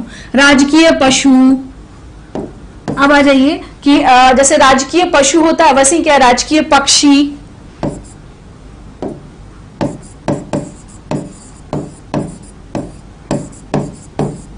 राजकीय पक्षी, राजकीय पशु का मतलब होता है कि स्टेट जो डिफाइन करती है कि हाँ इस एनिमल को हमारा ये क्या होगा, स्टेट सिंबल होगा। राजकीय पक्षी का मतलब होता है कि ये स्टेट जो ऑफिशियल यानी स्टेट ऑफिशियल बर्ड जिसको हम कहते हैं, या स्टेट ऑफिशियल सिंबल जो है रिलेटेड टू इससे, यानी कि कौन सी पक्षी को मनाया गया है इसमें, तो वो हो गया राजकीय पक्षी। उसके बाद से हो गया कि राजकीय फूल कौन सा है। भाई ये देखिए, ये मैंने क्या किया कि यहाँ पर मैंने लिख दिया है, बाकी चीजें कुछ आपको क्या करनी है, बतानी है। फूल और राजकीय वृक्ष,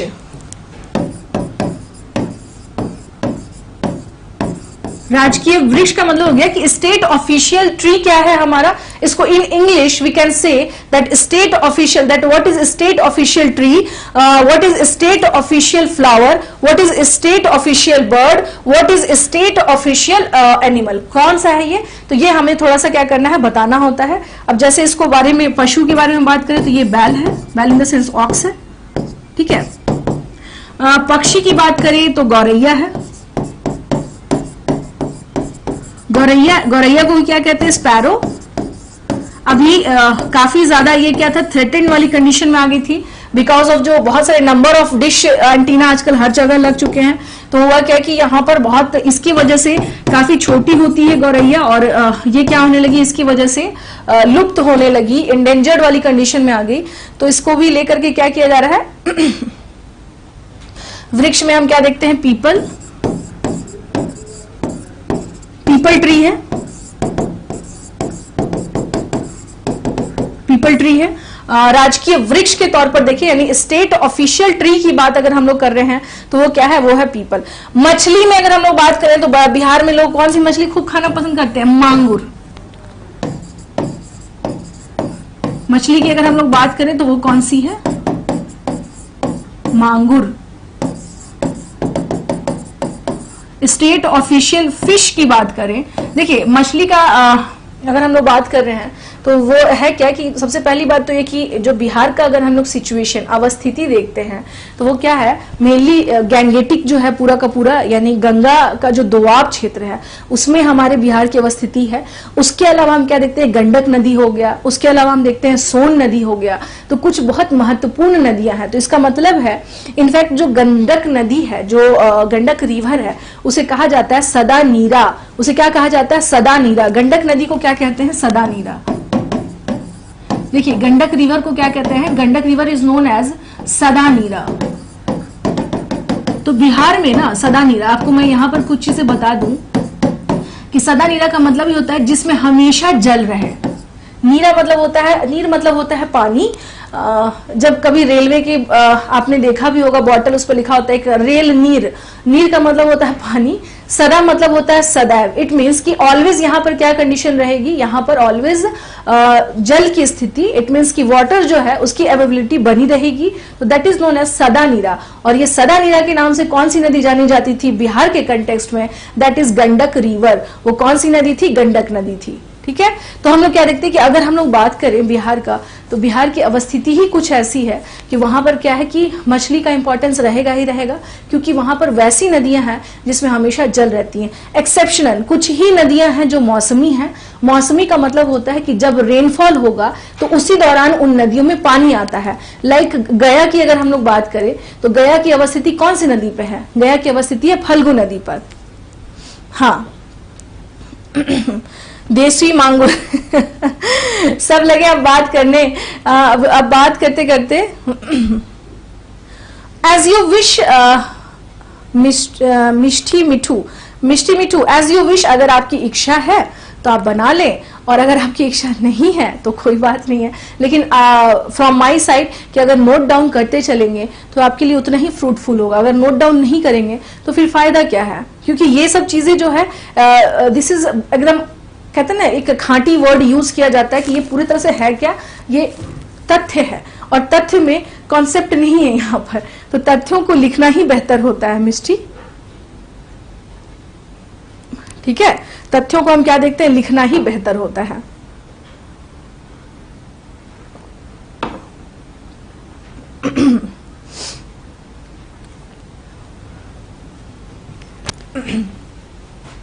चलिए यहां तक अब आप लोगों को क्लियर हो गया होगा जो हमने अभी तक डिस्कस किया है यहाँ पर, कि यानी कि ये क्या है। Okay Ujjwal, as you know Ujjwal that Falgu river is, उसको क्या कहते हैं, मौसमी रिवर है वो, है ना, सीजनल रिवर है वो। बच्चा लेवल है, बच्चा लेवल नहीं है ये। बिहार अगर स्पेशल आप पढ़ रहे हैं और अगर आप यहां से शुरुआत नहीं करते हैं तो इट मीन्स कि आपको बेसिक्स ही नहीं पता है। और बात अगर करूं अभिषेक, तो हो सकता है कि आप जानते हो, लेकिन बहुत सारे बच्चे आपसे भी ज्यादा न्यू कमर हो, उनको तो जानना ही होगा। हाँ, मांगूर जो है वो क्या है, वहां पर स्टेट ऑफिशियल फिश है वो, यहाँ वहां पे, है ना। और गंगा नदी में जैसा आप जानते हो गंगा डॉल्फिन भी जो है अच्छी खासी संख्या में है, गंगा डॉल्फिन जो है। हाँ, उसके रिगार्डिंग भी आगे बहुत सारी चीजें मैं बताऊंगी आप लोगों को। हाँ, आगे बताऊंगी।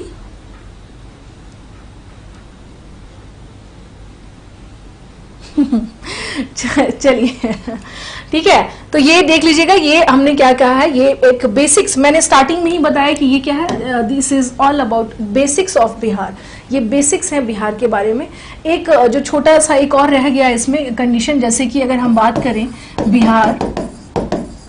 बिहार का कुछ चीजें, जैसे कि अगर हम बात करें कि बिहार का जो है क्षेत्रफल की दृष्टि से सबसे बड़ा जिला कौन सा है, क्षेत्रफल की दृष्टि से सबसे बड़ा जिला, it means according to area which is the largest district of Bihar, area के बेस पे, यानी on the basis of area which is the largest district of Bihar, यानी विच इज, वो कौन सा क्षेत्रफल के आधार पर है, that is west Champaran. That is west Champaran, यानी कि पश्चिम चंपारण। ठीक है, पश्चिमी चंपारण। ओके, और उसके बाद अगर हम लोग बात करें यहाँ पर ये ऐसा है, यहाँ पर देख लीजिएगा। अगर हम लोग अगर इसके बारे में नो आइडिया अगर हो तो भी मैं आप लोगों को बता देती हूँ कि पश्चिम चंपारण कहाँ है हमारा, ये रहा यहाँ पर। ये क्या है, नेपाल की सीमा बनती है यहाँ पर, नेपाल की सीमा प्लस यहाँ पर हम क्या देखते हैं, उत्तर प्रदेश की भी सीमा बनती है, उत्तर प्रदेश की सीमा बनती है। एक इंपॉर्टेंट फैक्ट और बताती हूँ, यहां से शुरू हो जाता है उत्तर प्रदेश, यहां से क्या हो जाता है शुरू, उत्तर प्रदेश। अब यहां पर जो था, यानी कि गौतम बुद्ध का आपने पढ़ा होगा कि गौतम बुद्ध की मृत्यु कहां पर हुई थी, कुशीनारा में, जो मल्लों की राजधानी थी। तो मल्ल जो है 16 महाजनपदों में से एक था। ये आपको क्या करना, ध्यान रखना है। यानी ये जो उत्तर प्रदेश है, मल्ल, ये प्राचीन भारत के कंटेक्स्ट में अगर हम लोग बात करें, प्राचीन भारत के कंटेक्स्ट में बात करें, मल्ल, ये मल्लों की जो राजधानी थी वो कहाँ थी, कुशीनारा, जो राइट नाउ कुशीनगर है। ठीक है, तो गौतम बुद्ध कहाँ गए थे, यहीं गए थे, और यहीं क्या हो गई थी, इनकी मृत्यु हो गई थी। यहीं पर इनकी क्या हो गई थी, मृत्यु हो गई थी।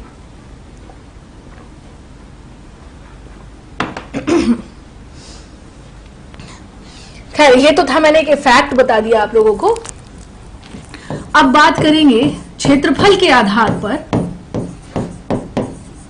क्षेत्रफल के आधार पर बिहार का सबसे छोटा जिला कौन सा है, बिहार का सबसे छोटा जिला कौन सा है,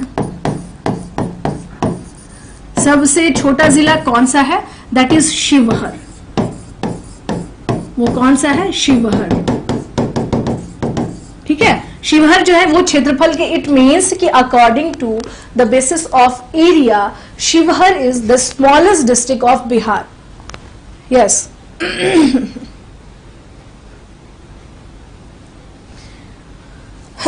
मैप बाय मैप से ही पढ़ा रही हूं, है ना। शिवहर, शिवहर जो है, यस, ये स्मॉलेस्ट है क्षेत्रफल के आधार पर। क्योंकि देखिए इस टॉपिक को फिर अगेन हम लोगों को करने की जरूरत नहीं होगी। इसके बाद जो चलेगा वो हमारा क्या चलेगा, वो होगा हम लोगों का मेनली, अगर हम लोग बात करें। अब तो ये हो गया, देखिए ये जो था छोटा जिला, ये था एरिया बेसिस पे, यानी कि on the basis of area we can say that on the basis of area. हम लोग किसके बारे में बात कर रहे थे इसमें, on the basis of area. ठीक है, यहां पर अगर हम लोग, अब इसके अलावा अगर हम बात करें कि अब जनसंख्या की दृष्टि से सबसे बड़ा जिला कौन सा है, ये एक लास्ट रह गया था। जनसंख्या की दृष्टि से, यानी according to the number of population which is the largest district of Bihar, according to जनसंख्या की दृष्टि से हम लोग बात क्या कर रहे हैं, जनसंख्या की दृष्टि से बिहार का सबसे बड़ा जिला, जनसंख्या की दृष्टि से, यानी बिहार का कौन सा, बिहार का सबसे बड़ा जिला, जहां सबसे ज्यादा जनसंख्या बसती हो, सबसे बड़ा जिला। देखिए कल को आप लोग भी अधिकारी हो जाएंगे ना, तो आप भी अपनी फैमिली वगैरह कहाँ रखेंगे, पटना में ही रखेंगे। तो सबसे ज्यादा जनसंख्या कहाँ है, पटना में है। जनसंख्या के अकॉर्डिंग अगर हम लोग बात करें तो आप क्या देखिएगा कि बिहार में जितने भी ब्यूरोक्रेट्स हैं या जो भी हैं, वो सभी अपनी फैमिलीज कहाँ रखते हैं, पटना में रखते हैं। ये कोई फैक्ट्स नहीं है, ये बस मैंने आपको बता दिया कि कल को आपका भी कुछ, आप लोग भी सेलेक्ट हो जाएं। ईश्वर करे कि सारा जो आप जिसकी तैयारी कर रही हैं उसमें सफल हो, और हम लोग का साथ रहेगा ही रहेगा। तो है क्या कि होता क्या है हाँ, तो पॉपुलेशन के बेस पर हम लोग बात कर रहे हैं यहाँ पर कि पटना क्या है, काफी बड़ा है। ठीक है, और अगर हम लोग बात करें कि इस पे जनसंख्या, यानी कि जनसंख्या की दृष्टि से सबसे छोटा जिला अगर देखा जाए, जनसंख्या की दृष्टि से, ऑन द बेसिस ऑफ जनसंख्या की दृष्टि से, तो शेखपुरा, यहां नहीं है आबादी ज्यादा। गलत बता रहे हैं आप, शिवहर नहीं है। शक्ति जी, हाँ, शिवहर, हर जगह शिवहर नहीं आएगा, यहाँ पे ध्यान रखना है, शेखपुरा। ठीक है, तो ये क्या है, ये एक हो गया हमारा ओवरऑल जो हमने एक बात की किसके बारे में, बिहार के बारे में, कि पॉपुलेशन के बेस पर हम देख रहे थे कि यहाँ पर क्या कंडीशन है, क्या नहीं है। तो ये जो था हमने एक आपको पूरा का पूरा एक आइडिया दिया है किसका, सबसे ज्यादा हाँ पूरा का पूरा जा करके चेक करिए, ठीक से पढ़िए। हड़बड़ी में यही ह्यूमन एरर होता है। हाँ, यही शेखपुरा, तभी तो मैं कह रही हूँ कि ये जो हड़बड़ी है ना, ह्यूमन एरर इसी को बोलते हैं शक्ति। आती हुई चीज हम लोग क्या कर देते हैं, गड़बड़ कर देते हैं। अब सब के सब आप लोगों ने सुना क्या, मैं बोल रही हूँ जनसंख्या की दृष्टि से, आप सब सुन रहे हैं क्षेत्रफल की दृष्टि से। हुआ ना ये ह्यूमन एरर आप लोगों से? एम आई राइट? यहां पर किया ना आप लोगों ने? यही गलतियां एग्जाम्स में भी होती हैं कि आती हुई चीज हम क्या कर देते हैं, गलत कर देते हैं। और इन्हीं गलतियों से हमें क्या करना है, बचना है।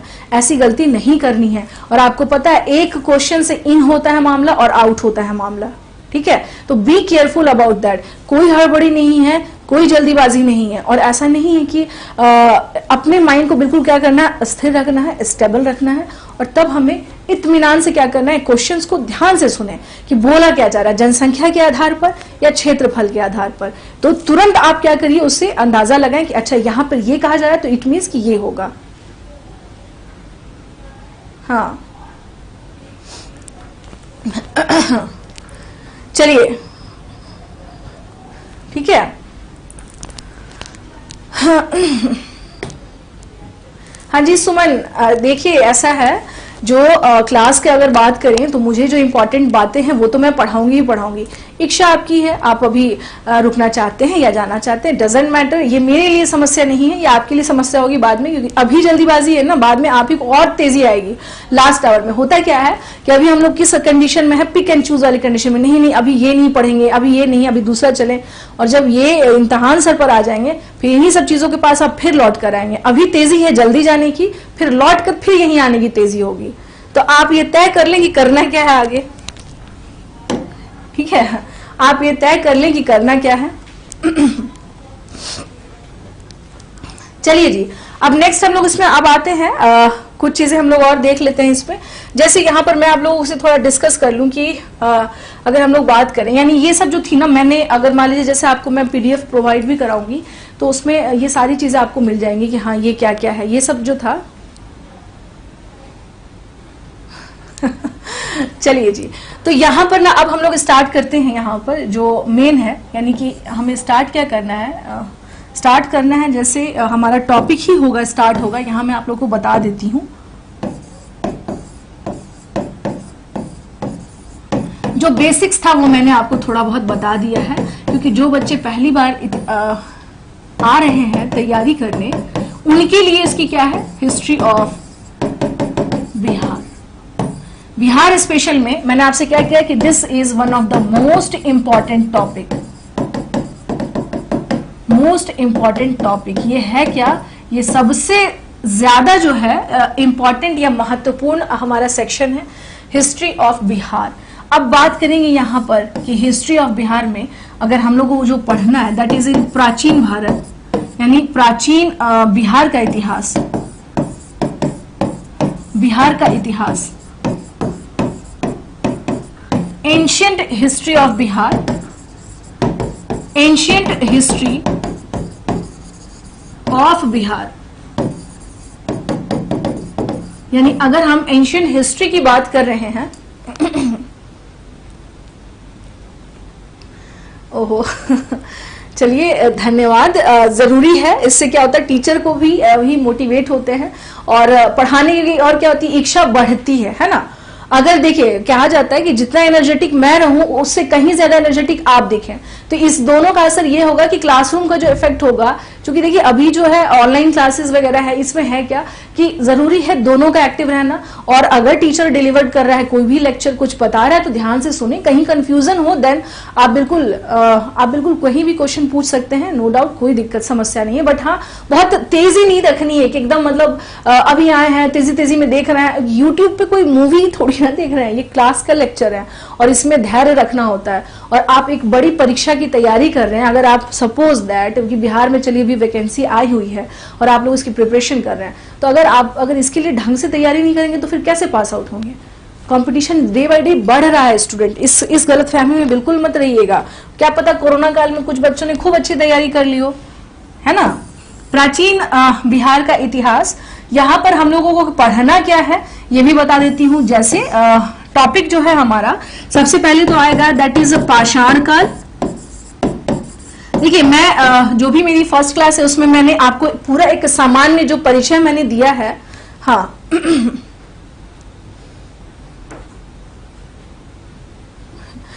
हाँ जी सुनिए, अगर हम लोग बात करें कि अगर पहचान के बारे में अगर बात करें तो पूरा का पूरा आप देख लीजिए यहाँ पर कि बिहार जो है इसमें स्टोन एज के बारे में हम देखते हैं यहाँ पर कि स्टोन एज में कौन सा है, पाषाण काल है।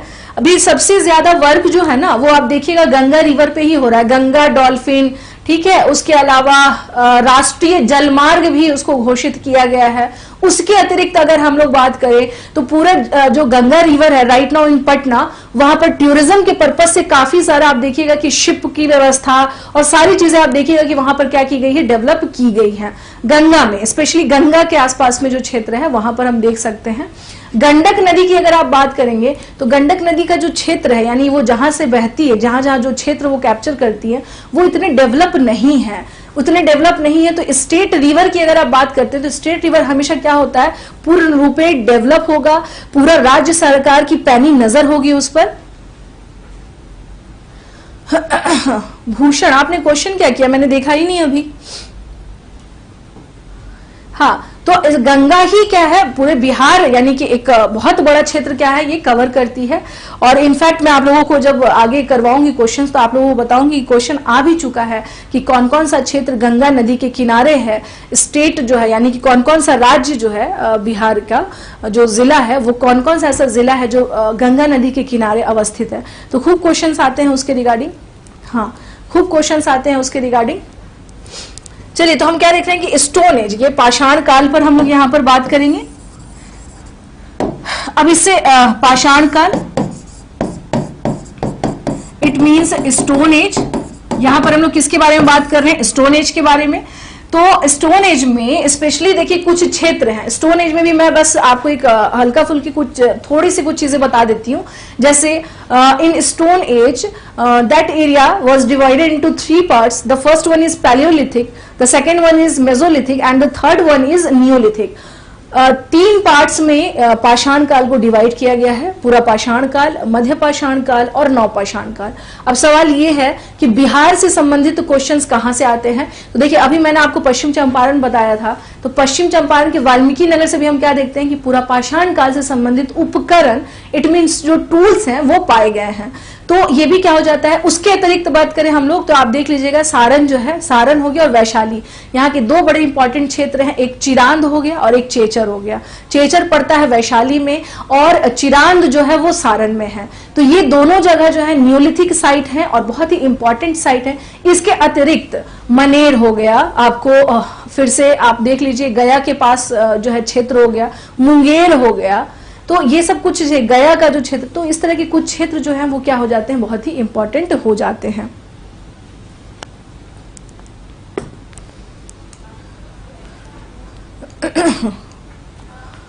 ठीक है, तो इस तरह से हम क्या देखते हैं कि ये कुछ इंपॉर्टेंट क्षेत्र हो जाते हैं। तो अब हम बात कर रहे हैं कि हम यहाँ पर प्राचीन बिहार के इतिहास में, क्योंकि ये सेक्शन ही सबसे ज्यादा क्या है हमारा इंपॉर्टेंट है और इस सेक्शन से बहुत ज्यादा क्या है क्वेश्चंस बनते हैं।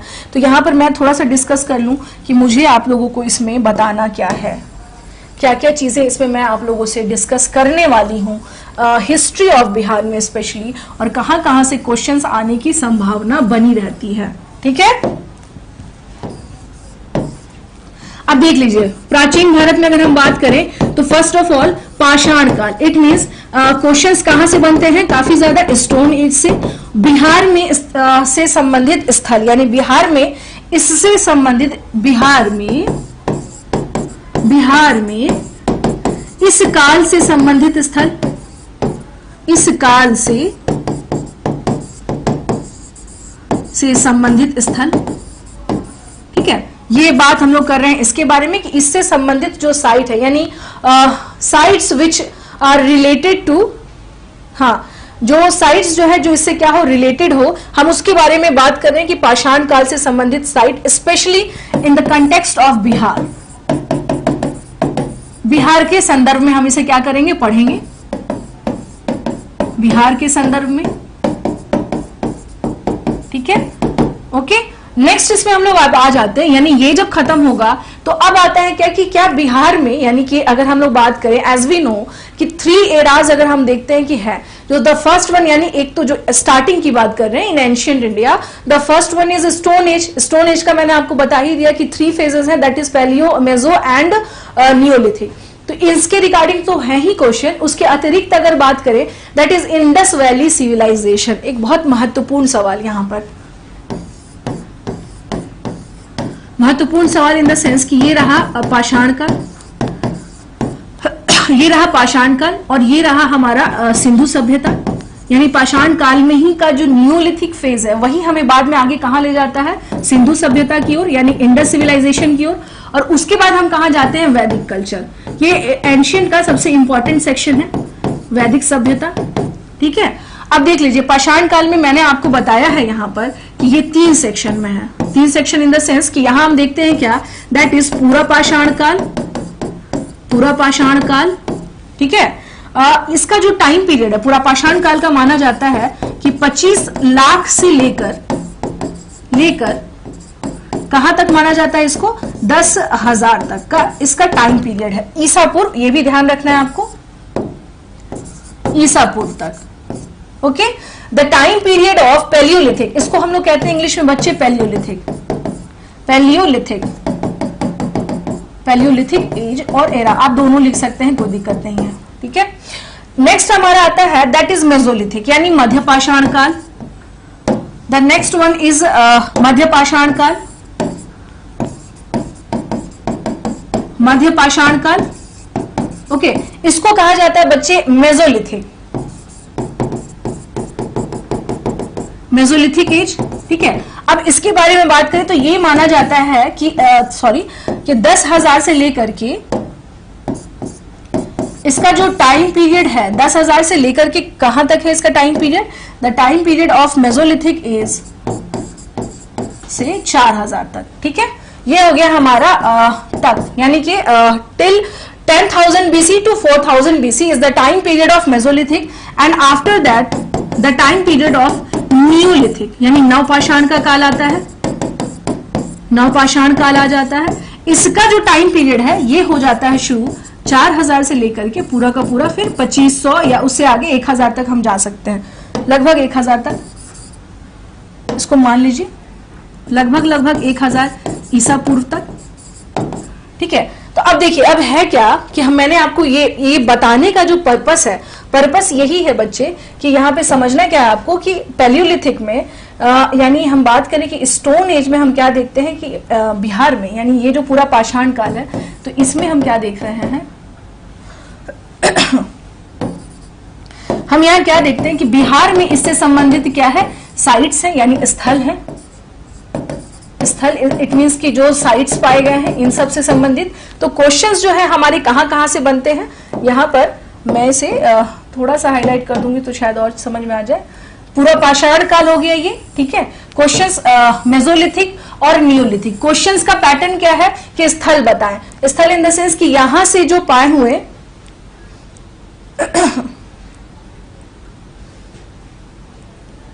ओके तो यहां से जो पाए गए हैं ये देखना क्या है कि क्वेश्चंस का जो पैटर्न है रिगार्डिंग टू बिहार, यहां पर पूछा जाएगा स्टूडेंट की स्थल कौन कौन सा है, जो साइट्स हैं इन इसके कंटेक्स्ट में बिहार में वो कौन कौन से हैं बताएं। तो पैलियोलिथिक से संबंधित कौन से साइट्स हैं, जैसे मध्य पाषाण से बात करें तो मुंगेर जो है वहां से बहुत सारे मेसोलिथिक साइट्स के, यानी in Munger we found lots of tools regarding to mesolithic period. Okay, तो मुंगेर से, बिहार के मुंगेर से मध्य पाषाणिक जो है हमें उपकरण मिले हैं। तो ये क्वेश्चंस आ चुका है आपका। यहां पर बात करें हम लोग नियोलिथिक नवपाषाण काल में, तो यहां हम लोग क्या देखते हैं कि मैंने अभी बताया वैशाली हो गया, आपको सारण हो गया, और इस तरह से और भी जो साइट्स जैसे भागलपुर वगैरह हो गया, वहां से भी हम क्या देखते हैं, नियोलिथिक साइट्स पाए जाते हैं। तो इस प्रकार से हम क्या देखते हैं कि यहां जो मैं बता रही हूं आपको, बताने का पर्पस यही है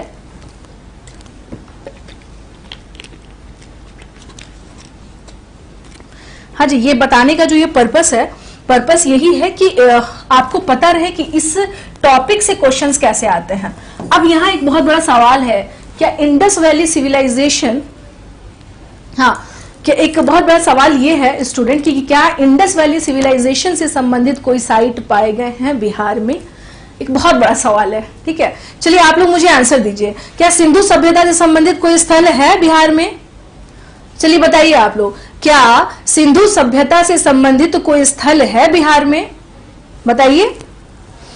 माई क्वेश्चन इज दैट कि is any sites related to Indus valley civilisation is exist in Bihar और excavated in Bihar? Is any Indus Valley civilization site is excavated in Bihar or not? हाँ मुझे बताइए, क्या सिंधु सभ्यता से संबंधित कोई स्थल है बिहार में? मुझे बताइए, मैं जानना चाहती हूँ। Give me your answer in comment box like yes और नो। उज्जवल, अभी मैंने बताया पैलियोलिथिक से पश्चिम चंपारण का वाल्मीकि नगर बताया था ना मैंने आपको अभी।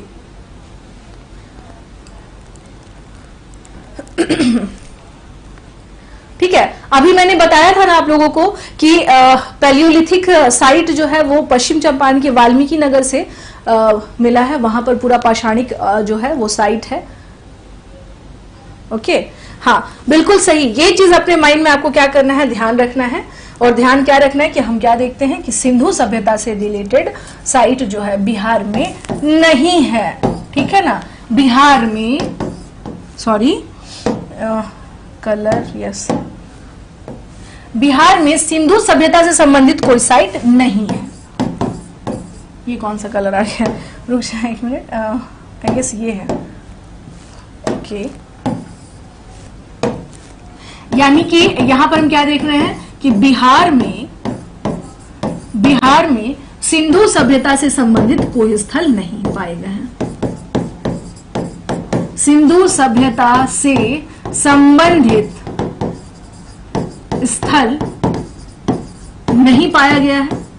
एकदम याद रखिएगा, ये नहीं कि वहां जाके कभी क्वेश्चन आ जाए फटाफट लगा दिए थे कि यस यस आया है, नहीं, साइट्स नहीं मिले। इसका रीजन मैं आप लोगों को एक यहां पर बता देती हूं, एक बहुत ही अच्छे तरीके से ये रीजन आप समझ जाएंगे कि ये है क्या। अगर मैं आपको यहां पर बता दूंगी तो आप तुरंत समझ जाएंगे कि आखिर क्यों नहीं है। जैसे फॉर एग्जाम्पल देखिए, हम लोग बात कर रहे हैं, ये उस टाइम का जब सीमाओं का निर्धारण नहीं था, ये उस समय का क्या है। अब मान लीजिए हमारा ये क्या रहा, Indus valley civilization, IVC, this is known as Indus valley civilization. ये है क्या, ये है सिंधु घाटी सभ्यता, सिंधु घाटी सभ्यता। ओके, अब इसमें देखिए हम लोग देखते क्या है कि इसका विस्तार, इसका क्षेत्रीय विस्तार की बात करें, ईस्टर्न मोस्ट, जैसे ईस्टर्न मोस्ट जिसको कहते हैं सबसे पूर्वी स्थल की बात करें हम लोग, मैं इसे हटा ही देती हूं तो और क्लियर हो जाएगा आप लोगों को।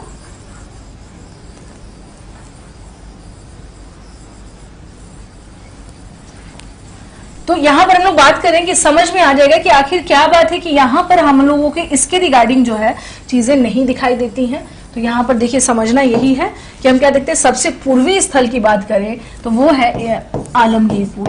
इंडियन कंटेक्स्ट में आलमगीरपुर, ये हिंडन नदी के किनारे है आलमगीरपुर।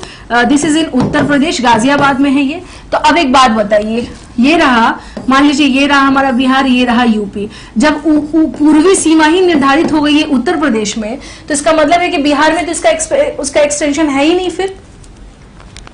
हाँ, तो इसका मतलब यह है कि बिहार में तो फिर एक्सटेंशन ही नहीं है। जो सबसे पूर्वी यानी माना जाता है कि हड़प्पा का जो क्षेत्र विस्तार है भारत में, उसमें सबसे पूर्वी में यानी कि the eastern most area of Indus valley civilization, the eastern most area of Harappan civilization is Alamgirpur. अगर आलमगीरपुर है तो इसका मतलब तो यही हुआ ना फिर कि कहीं ना कहीं से हम क्या देख रहे हैं, इसका मतलब ही ये हुआ कि फिर तो बिहार में आने का कोई सवाल ही नहीं है, क्योंकि बिहार से वो पहले पड़ता है यूपी, है ना।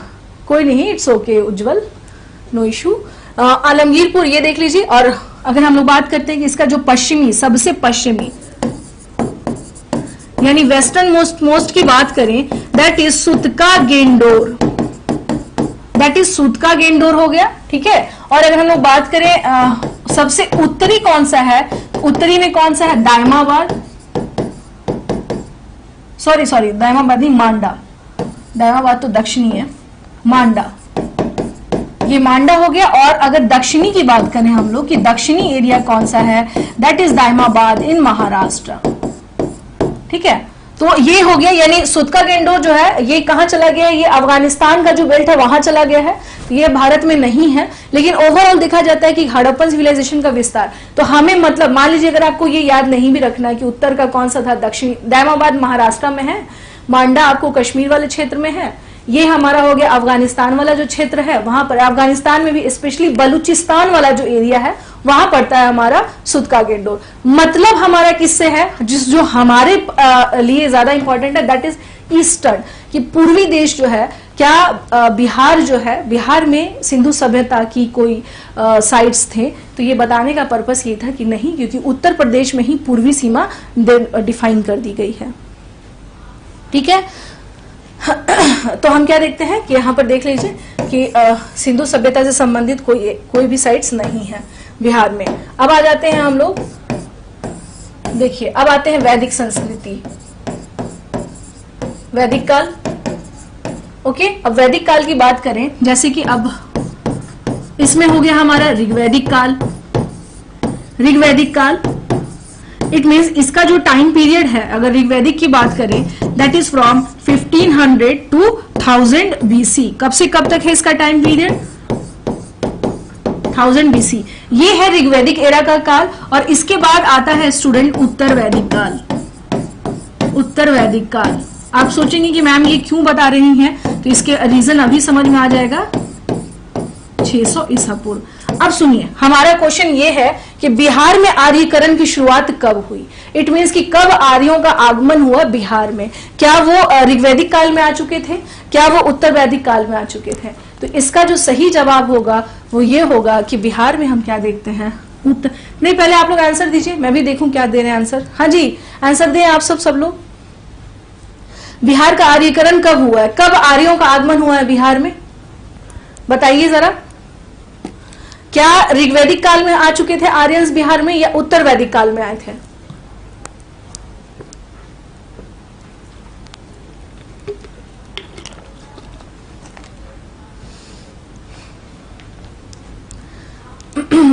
हाँ जी, बताएं आप सब कि इसमें हम लोग क्या देखते हैं कि ऋग्वैदिक काल में आर्यंस आ रहे हैं या उत्तर वैदिक काल में आ रहे हैं।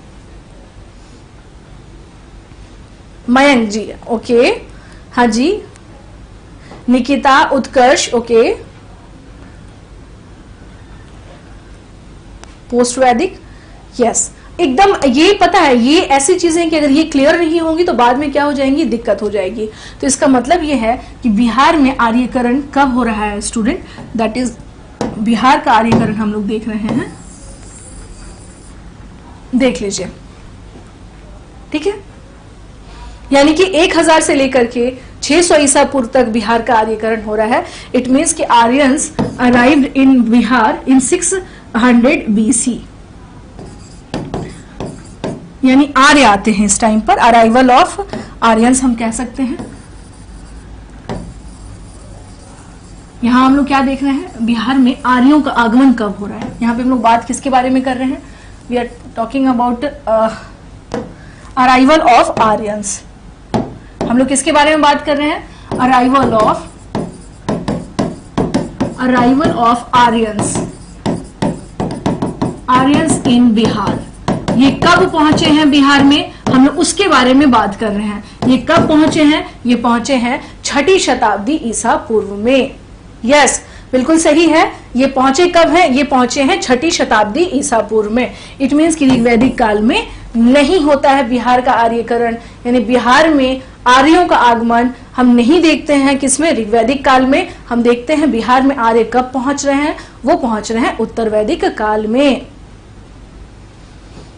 यस, बिल्कुल सही है, जो भी लोग बोल रहे हैं कि मैम लेटर वैदिक पीरियड है, एकदम सही है, क्योंकि बिहार में आर्य पहुंचते ही कब हैं, वो पहुंचते हैं सबसे लेट पहुंचते हैं। Yes, late in the sense कि ऋग्वैदिक काल के हमें एविडेंसेस नहीं दिख रहे हैं, तो उत्तर वैदिक काल में हम क्या देख रहे हैं, यहां पर आर्य आएंगे, ठीक है। चलिए, तो ये था मेन आपको बताना और समझाना कि किस प्रकार से हम लोगों को जो बिहार से, यानी कि जब देखते हैं कि शुरुआत अगर हुई तो इसमें अगर हम लोग बात करें बच्चे तो देख लीजिए जैसे कि पाषाण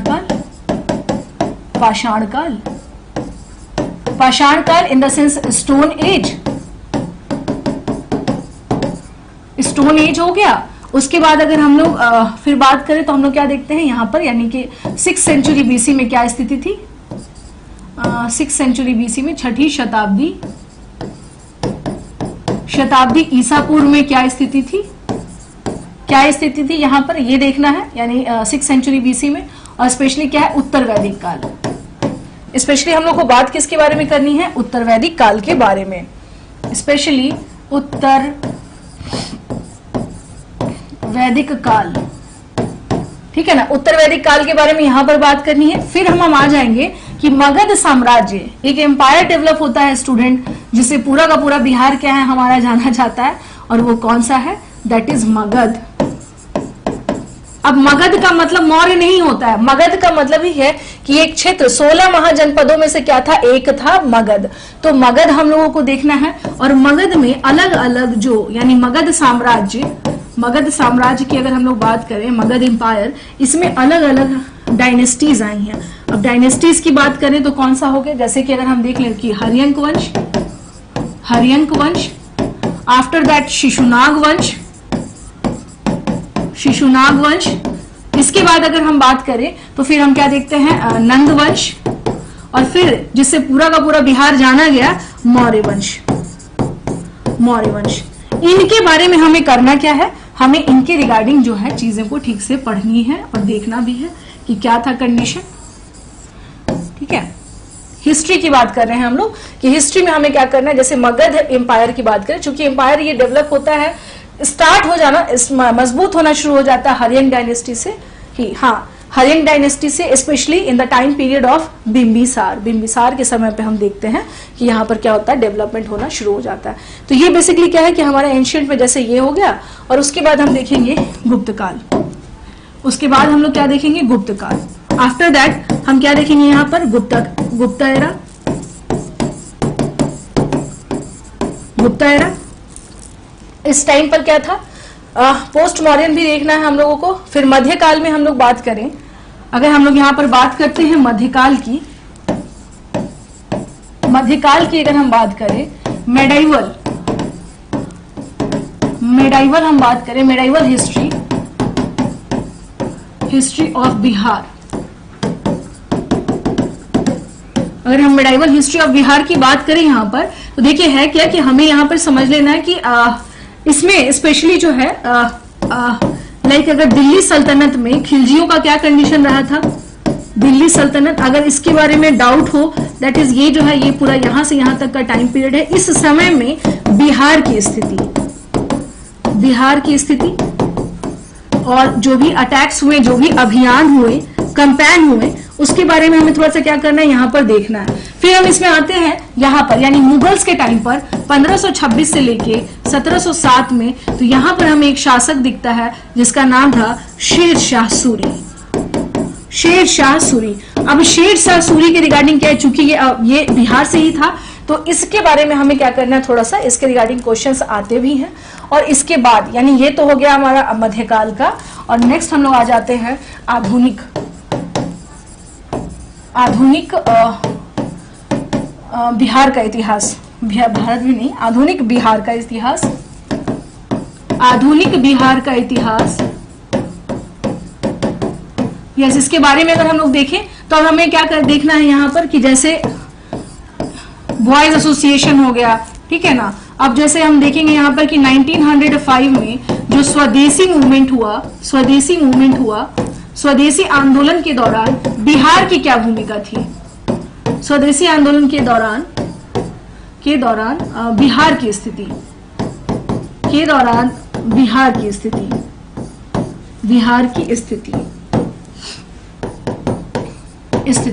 ठीक है। उसी तरह से हम आगे फिर इसको देखते चलेंगे, जैसे 1920 का हो गया आपको सभी ने, सॉरी 1900, सबसे इंपॉर्टेंट तो ये हो गया हमारा 1917 का चंपारण मूवमेंट।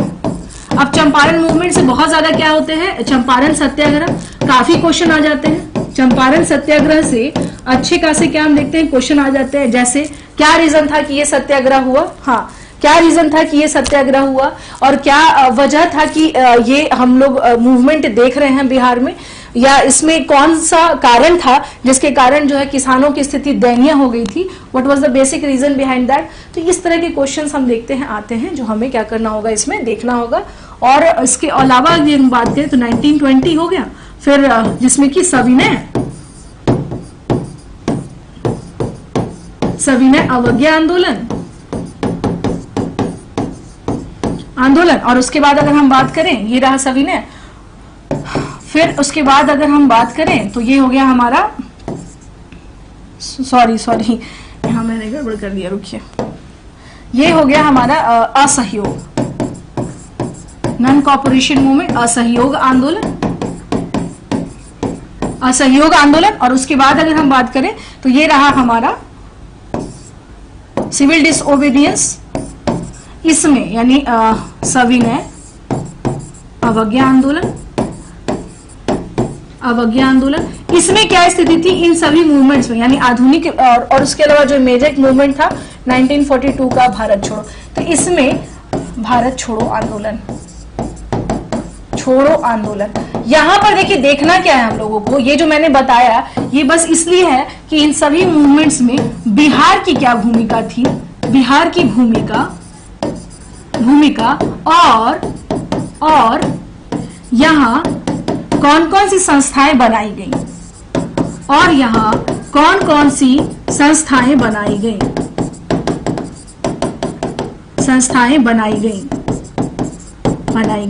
ठीक है। तो इस तरह से क्या है ये क्वेश्चन इसके रिगार्डिंग पूछते हैं। हाँ ये मैंने कर दिया है, ये देख लीजिएगा। असहयोग जो है ये कब शुरू हुआ था, 1920 में। ये यानी मॉडर्न हिस्ट्री में जो भारतीय इतिहास के संदर्भ में अगर हम लोग बात करें तो कुछ होने वाले आंदोलन है जिसमें हम लोग को देखना क्या है कि बिहार में, क्योंकि बहुत बार क्वेश्चन पूछते बॉयज एसोसिएशन की क्या भूमिका थी, ओके, राजेंद्र प्रसाद को कौन से जेल में डाला गया था, उनकी बहन का क्या नाम था, जयप्रकाश जो है उनके बारे में बताइए, यानी उनसे रिलेटेड जो है वो कहाँ के रहने वाले थे बिहार से। तो इस प्रकार से अलग अलग क्वेश्चन हम देखते हैं बिहार के संदर्भ में आता है। तो यहां तक मुझे लगता है कि आप लोगों के सामने आज एक फ्रेम मैंने सारी चीजें बता दी हैं, एक सामान्य परिचय मैंने बता दिया आप लोगों को कि बिहार के कंटेक्स्ट में हम लोगों को क्या पढ़ना है और क्या क्या चीजें हैं। वो यहां तक तो कोई समस्या नहीं है आप लोगों को? हाँ जी, मुझे बताइए फटाफट कमेंट करके। यहां तक समझने में एक ओवरऑल व्यू जो है वो मैंने आप लोगों को बता दिया। यहां तक समझने में कोई समस्या तो नहीं है? अब कुछ आप लोग मैं कमेंट्स देख लूं कि क्या है, बताइए आप सब। यहां तक कोई क्लियर है? पिक्चर जो है वो क्लियर हुआ यहां तक बिहार का?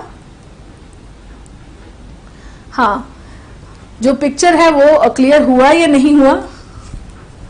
Is it clear?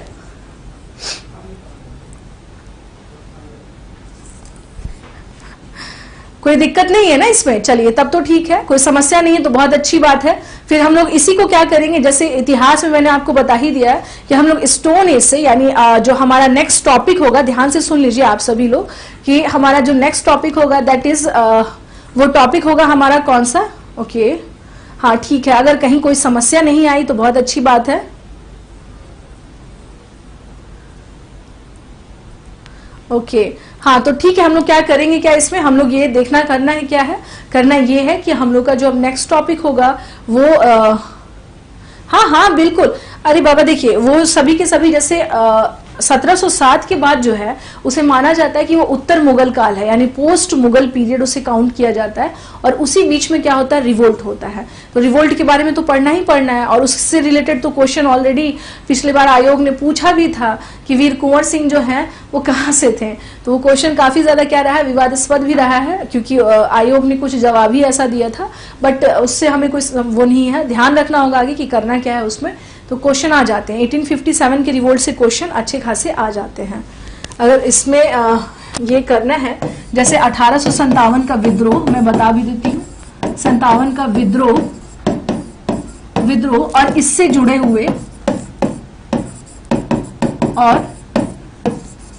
हुए महत्वपूर्ण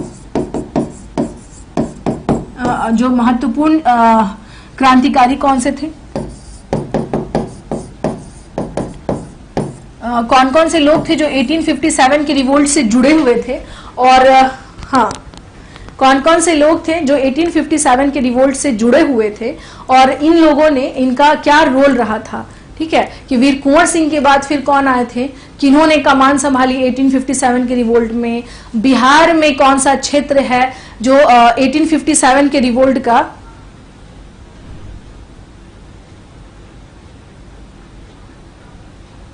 हाँ बिल्कुल कीजिए उज्जवल, कोई समस्या नहीं है। आज तो आपकी बिहार की क्लास तो आज स्टार्ट ही हुई है। हाँ जी, आप लोगों की बिहार की क्लास तो आज स्टार्ट ही हुई है, तो आप लोग बिल्कुल इस क्लास के बारे में जितना ज्यादा हो सके प्रमोशन करें इसका थोड़ा सा आप लोगों का भी सहयोग चाहिए कि इसे क्या करें, शेयर करें, बताएं कि बिहार स्पेशल का बैच लॉन्च हुआ है यहाँ पर, और इसके बारे में जितना हो सके आप लोग बताएं। हाँ, क्योंकि ये तो आज स्टार्ट ही हुआ है, ये बैच तो स्टार्ट ही हुआ है आज से।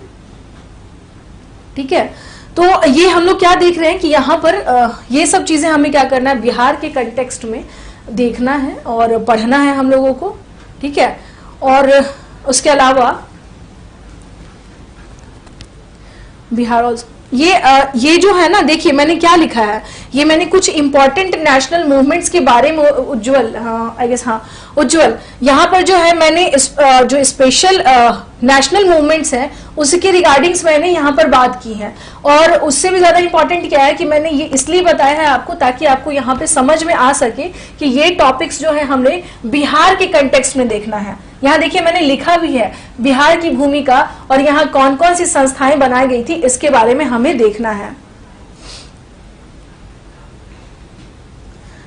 अच्छा जी, हाँ, यहाँ पे हम क्या देख रहे हैं कि बिहार के कंटेक्स्ट में चीजें जो हैं वो देखी जाती हैं कि क्या क्या क्या है और कौन कौन सा नहीं है। साइट्स, मतलब साइट्स इन द सेंस की मूवमेंट में क्या रोल रहा था बिहार का, और कई बार तो इतना ज्यादा टफ पूछ देते हैं ये लोग मॉडर्न के कंटेक्स्ट में, स्टूडेंट सोचते हैं कि हम थोड़ा सा पढ़ के जाएंगे काम हो जाएगा, लेकिन अगर आप उसको ढंग से तैयार नहीं करेंगे तो समस्या होगी ही होगी।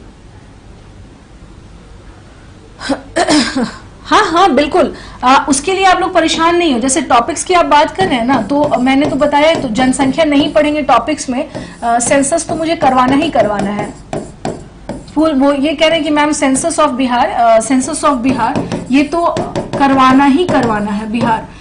बिहार की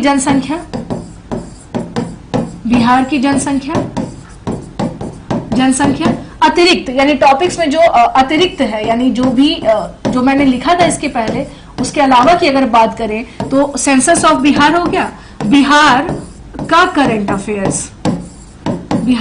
करंट अफेयर्स, जो कुछ जैसे मान लीजिए कि हो सकता है कि इलेक्शन के रिजल्ट आ जाएंगे उस टाइम तक पे, तो बिहार का करंट अफेयर्स जो है उसके रिलेटेड, कि बिहार में इस बार कौन सी विधानसभा का इलेक्शन चुनाव हो रहा है, इसके बारे में क्वेश्चन हो सकता आ जाए। तो बहुत सारे कुछ करंट अफेयर्स जो हैं वो इसके रिगार्डिंग हो सकते हैं। ये हो गया। उसके अलावा जो बिहार में चल रही योजनाएं, यानी प्लान्स जो हैं ऑलरेडी इंप्लीमेंटेड हैं, योजनाएं जो चलाई जा रही हैं, कौन कौन से प्लान्स चलाए जा रहे हैं, प्लान्स रिलेटेड टू बिहार, जो बिहार से संबंधित क्या हो, प्लान यानी परियोजनाएं। जैसे इसमें आप देख लीजिएगा कि 7 निश्चय से खूब क्वेश्चन आता है। 7 निश्चय से एक आपको था कि हुनर प्रोग्राम, क्वेश्चन पूछा हुआ है आप लोगों का कि हुनर प्रोग्राम जो है वो कौन से तबके के लिए लाया गया था। अच्छा हाँ, बहुत सारे क्वेश्चन हैं आप लोगों के, सुन लीजिए। क्या है, बजट पूछ रहे हैं कि मैम बिहार का बजट। हाँ, तो बिहार का बजट उसी करंट में ही आ जाएगा, अगर हम इसको अलग से करने की जरूरत नहीं है। ये किस में आ जाएगा, ये बिहार के जो आप करंट पढ़ाएंगे तो इसी में इंक्लूड रहेगा। इसमें इंक्लूड क्या रहेगा, बिहार बजट।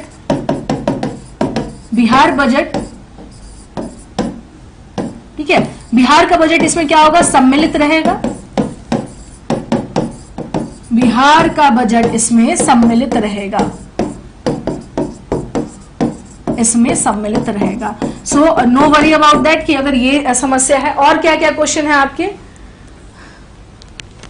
यूट्यूब पर तो डेली क्लास नहीं होगी, रविंद्राज ऐप पर क्लासेस होंगी, और जो भी होगा क्लास के रिगार्डिंग आप लोगों को पता चल ही जाएगा।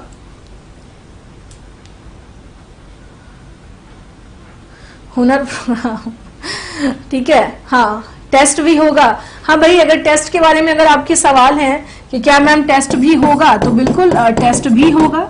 टेस्ट नहीं देंगे तो फिर पता कैसे चलेगा कि आप लोग की स्थिति क्या है। टेस्ट भी ऑर्गेनाइज कराऊंगी मैं, इसके लिए समस्या नहीं है। और बताइए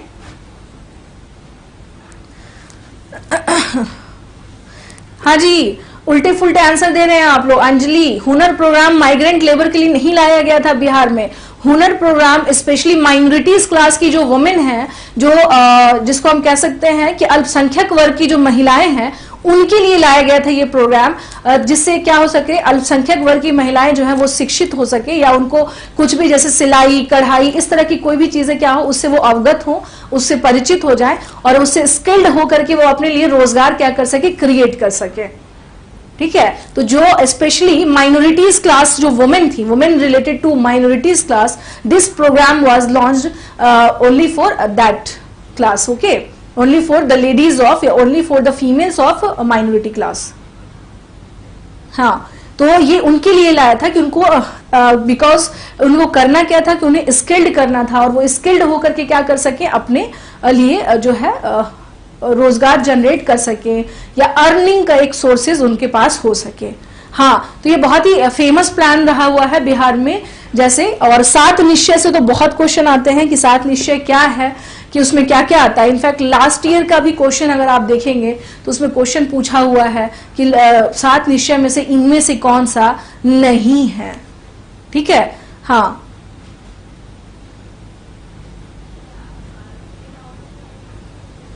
ओके देखिए, मैं तो खुद ही आप लोगों को मुझे लगता है कि कुछ मामले में बोलने की आवश्यकता नहीं होती है, वो आप बेहतर समझ सकते हैं कि मैंने आप लोगों को चीजें, यानी कि जो तस्वीर है वो क्लियर कर दी है कि मैं क्या पढ़ाने वाली हूँ, किस तरीके से पढ़ाने वाली हूँ, ये भी बता दिया है, तो समस्या कहीं पर नहीं आएगी। टेस्ट भी लूंगी मैं। क्लास टाइम क्या रहेगा ज़ैड अहमद, ये आपको पता चल जाएगा। वैसे तो आप मान के चलिए कि क्लास का टाइम 3 बजे ही रहेगा। क्लास का टाइम 3 से 4:30, हाँ 3 से 4:30 होना चाहिए, लेकिन अब डिपेंड करता है, ऐसे 4:30 तक ही रखूंगी मैं, बट डिपेंड करता है, इट डिपेंड्स जैसा हो, लेकिन 3 बजे क्लास होनी चाहिए, 3 बजे का टाइमिंग रखूंगी मैं। हाँ, अब ऐसा नहीं करेंगे आप सब कि पता चला 3 बजे खूब अच्छे से खाना पीना खा के सो गए और क्लास से गायब हो गए, ऐसा नहीं करना। ठीक है, करना क्या है, करना ये है कि बहुत ही एक्टिव रहना है, एनर्जेटिक रहना है, काफी कुछ पढ़ना है अभी बिहार स्पेशल में, तो एकदम अपने आप को क्या करना है, एटलीस्ट अपना एक सीट तो आपको क्या करना है, सिक्योर कर लेना है। एक सीट क्या करना है आप लोगों को, सिक्योर कर लेना है। हाँ, चाहे आप बिहार का कोई भी एग्जाम दे, मुझे जैसा कि ऑलरेडी क्या है, अनाउंस्ड है कि बिहार में बीपीएससी पीटी भी दिसंबर में होने वाला है, और बिहार ऐसा ही भी सुनने में आ रहा है कि वो भी उसी टाइम पर अनाउंस्ड है। तो जो भी पेपर बिहार के हो रहे हैं, आप लोग उसके लिए अपने आप को क्या करें, अपने आप को तैयार रखें, और अभी से तैयारी नहीं करेंगे तो लास्ट आवर में इतनी सारी चीजें नहीं आ पाएंगी दिमाग में। हाँ, ये मैंने सारी एक ओवरऑल एक फ्रेम आपको बताया है। अगर आप अभी से प्रिपेयर नहीं करेंगे तो आगे क्या होगी, समस्या आएगी। तो कल नेक्स्ट क्लास का जो टॉपिक है मैं बता देती हूँ। नेक्स्ट क्लास का जो टॉपिक है, नेक्स्ट क्लास में हम टॉपिक में क्या पढ़ेंगे, क्योंकि हमें क्या करना है इसमें, आप देख लीजिए, स्टोन एज इट मीन्स पाषाण काल, और उसके अलावा हो सकता है अगर ये कंप्लीट हो गया तो फिर हम लोग 6th सेंचुरी बीसी में जो कंडीशन थी वो हम लोग क्या करेंगे, उसे कवर करेंगे। मैं आप लोगों को इसलिए यहाँ पर बता दे रही हूँ कि हम लोग नेक्स्ट क्लास में करने क्या वाले हैं, ताकि आपको क्लियर रहे। ये नहीं हो कि क्लास में आके मैम आज क्या करवा रही हैं आप, तो ये आपको पता होना चाहिए। 6th सेंचुरी बीसी में, ठीक है ना, 6th सेंचुरी यानी लैटर वैदिक पीरियड, दिस इज लैटर वैदिक पीरियड। इसमें हमें देखना है बिहार हिस्ट्री, स्पेशली यहाँ से कब आर्यंस आते हैं और ये सब। तो ये जो है नेक्स्ट क्लास का ये टॉपिक है, इसके लिए आप क्या करेंगे, तैयार रहेंगे, पढ़ना पड़े। ये वाला जो बैच बना है बिहार स्पेशल में, हाँ जी, मैं आप लोगों को बता देती हूँ, 1 मिनट रुक जाइए। इस बैच में, बिहार स्पेशल के बैच में, 1 मिनट रुक जाइए, मैं आपको बता देती हूँ क्या है। 1 मिनट रुकिए, मैं बताती हूँ आप लोगों को, जस्ट अ मिनट। हाँ जी, बीपीएससी प्री, हाँ देखिए ये इस टीम में जो है रविंद्र सर हैं। रविंद्र सर जो है रेस्ट टॉपिक्स, एक बार ऑप्शनल के लिए कुछ गाइड कीजिए, I am totally confused. Okay, मैं बता देती हूँ आपको ऑप्शनल के अलावा भी। देखिए इसमें मैं आप लोगों को बता देती हूँ, इस बैच में यानी बिहार स्पेशल वाला जो बैच है, इसमें है रविंद्र सर हैं, जो रविंद्र सर हैं, ये पूरा का पूरा जैसे साइंस जो हो गया वो रविंद्र सर पढ़ाएंगे इसमें। सिद्धार्थ सर जो हैं ये ज्योग्राफी इनके द्वारा पढ़ाया जाएगा। धनंजय सर जो है ये हिस्ट्री पढ़ाएंगे। राम सर जो है जो इन्वायरमेंट और इकोलॉजी के रिलेटेड जो क्वेश्चंस होते हैं वो राम सर करेंगे, और कुछ अगर करंट से रिलेटेड जो बहुत ही इंपॉर्टेंट इंफॉर्मेशन होगा वो राम सर बता देंगे इसमें, रामेंद्र सर। और इसमें हनी सर है। तो रीजनिंग और मैथ्स के रिगार्डिंग अगर कहीं आवश्यकता हुई, जो क्वेश्चंस जैसे 20 क्वेश्चंस आते हैं बीपीएससी को प्री में के ध्यान में रख के ही इस बैच को बनाया गया है, तो इसमें यहाँ पर हनी सर मदद करेंगे आपकी मैथ्स और रीजनिंग के सेक्शन में, जो कि 20 के आसपास क्वेश्चंस रहता है हर बार, तो वहां पर इनसे मदद होगी। मैं यहाँ पर आपको बिहार स्पेशल करवा ही दूंगी, है ना, मैं यहाँ पर आप लोगों को बिहार स्पेशल करवा ही दूंगी, तो इसके लिए आपको जो है परेशान होना बिल्कुल भी नहीं है, ठीक है, इसके लिए आपको परेशान होना बिल्कुल भी नहीं है। अच्छा एक मिनट, अगर किसी को ऑप्शनल में दिक्कत आ रही है तो वो भी सुन लीजिए, मैं उसके बाद रिगार्डिंग भी आप लोगों को मदद कर दे रही हूँ। परेशान यहाँ भी नहीं होना है, नो वरी अबाउट दैट, बस थोड़ा सा पेशेंस रखिए, मैं अभी बताती हूँ उसमें। यस, थोड़ा सा धैर्य रखिए, मैं जस्ट बता रही हूँ आप लोगों को।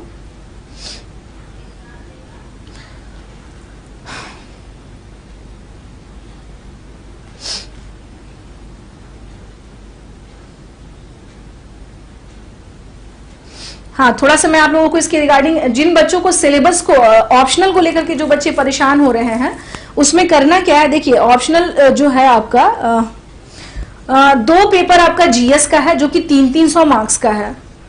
मैम एक बार ऑप्शनल के लिए बजाय कहाँ देखते हैं, तो 20 क्वेश्चन रहता है, ओनली 10 किसका, इसका रीजनिंग और मैथ्स का, रीजनिंग और मैथ्स का। ओके अच्छा जी, चलिए यहाँ पर मैं आप लोगों को बता देती हूँ। आप लोग क्वेश्चन पूछ रहे हैं कि मैम ऑप्शनल में जो है वो क्या है, रुकिए मुख्य परीक्षा भी मैं बता ही देती हूँ, बस मेंस का जो पेपर है यहाँ पर डिस्कस कर ही लेते हैं। मेंस पेपर क्या क्या है, मेंस पेपर की बात करें यानी मुख्य परीक्षा, ठीक है, मुख्य परीक्षा की बात हम कर रहे हैं, यानी पीटी के बाद जब हमारा मेंस का जब पेपर आएगा तो हम उसके बारे में क्या कर रहे हैं, यहां पर बात कर रहे हैं, ठीक है ना, हम लोग उसके बारे में बात करें तो यहां पर ध्यान रखिएगा जीएस का, जीएस का क्या है, यहां पर 2 पेपर है जीएस, हाँ जीएस का क्या है, तो ये है 300 मार्क्स का, और ये भी क्या है हमारा 300 मार्क्स का, ठीक है, तो ये हो गया, और एक हो गया आपका ऑप्शनल, और एक हो गया हमारा ऑप्शनल, जो कि वो भी क्या है 300 मार्क्स का। अब टोटल कितने हो गए, ये दोनों जीएस मिला के और एक ऑप्शनल, ऑप्शनल का मतलब हो जाता है यहाँ पर वैकल्पिक विषय, ऑप्शनल का मतलब क्या है, वैकल्पिक विषय, तो ये भी हो गए, तो यानी टोटल कितने मार्क्स हो गए अगर आप देखें तो ये हो गया टोटल 900 मार्क्स, ठीक है, ये हो गया 900 मार्क्स। और उसके अलावा अगर हम लोग बात करें, हाँ उसके अलावा अगर हम लोग बात करें तो एक सामान्य हिंदी है जो कि 100 मार्क्स का है, एक जनरल हिंदी है, एक जनरल हिंदी है जो कि जिसको सामान्य हिंदी कहते हैं हम लोग, ये कितने मार्क्स का है, ये है हमारा 100 मार्क्स का, 100 मार्क्स का। तो टोटल कितने हो गए 1000 मार्क्स के हो गए, यानी ओवरऑल बात करें तो जो पेपर देने हैं, यानी कि पेपर जो हमें देना है वो तो हो गए हमारे 1000, ठीक है ना, मार्क्स के टोटल, ग्रैंड टोटल अगर हम लोग बात करें तो ये हो गए 1000 प्लस। अब इंटरव्यू की बात करें तो 150 के का क्या होता है इंटरव्यू, तो आप देख लीजिए इसमें क्या है, यानी कि 1150 मार्क्स का पूरा खेल है आपका, है ना। ओके ओके, उसमें हो जाएगा, सारी जो भी समस्याएं हैं वो पूरी हो जाएंगी। ठीक है, तो अब देखिए ऑप्शनल में क्या है कि यहां पर इनका क्वेश्चन है कि मैम ऑप्शनल का क्या करें। तो वैकल्पिक विषय चूंकि 300 का है और ये 300 क्या हो जाते हैं, बहुत इंपॉर्टेंट हो जाते हैं, क्योंकि इसमें अगर आप अच्छा मार्क्स ले आए तो आपका कहीं ना कहीं से क्या है, तो ऑप्शनल में देखिए आप जिस भी सब्जेक्ट से आपने ग्रेजुएशन किया है या मास्टर्स किया है, जिसमें आपकी कॉन्फिडेंस ज्यादा हो, यहाँ मैं बस आपको एक ही राय दूंगी कि जिसमें आपका कॉन्फिडेंस ज्यादा हो आप वही पेपर लें। ठीक है, वही पेपर लें। मान लीजिए सपोज दैट, क्योंकि ऑप्शनल में सभी सब्जेक्ट दिए हुए हैं, सारे के सारे सब्जेक्ट हैं, लिटरेचर से भी संबंधित है, साइंस से भी संबंधित है, आर्ट से भी संबंधित है। तो अगर आपको कॉन्फिडेंस नहीं आ रहा है, मान लीजिए आप साइंस के हैं और आपने आर्ट्स ले लिया, तो ऐसा काम बिल्कुल ना करें।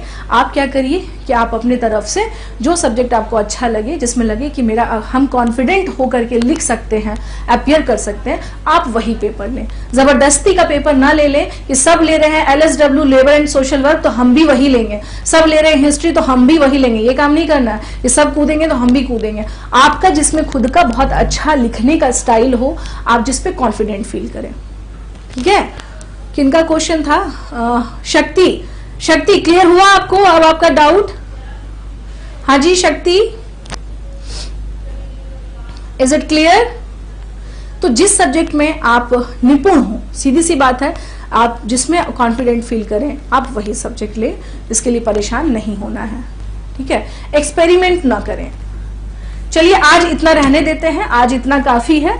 बाकी जो है 1.5 घंटे की क्लास होगी आप लोगों की, और कल से रेगुलर, उसके बाद फिर जैसा होगा आप लोग को पता चल जाएगा शेड्यूल वगैरह में भी। हाँ ओके, तो यहाँ पर परेशान नहीं होना है। मैंने सारी चीजें यहाँ पर डिस्कस कर दी हैं मेंस के रिगार्डिंग भी कि क्या क्या आएगा, और कहीं भी परेशान नहीं होना। एक बार मेंस का ऑप्शनल सब्जेक्ट देख लीजिएगा, लिटरेचर में हिंदी साहित्य वगैरह सब कुछ है।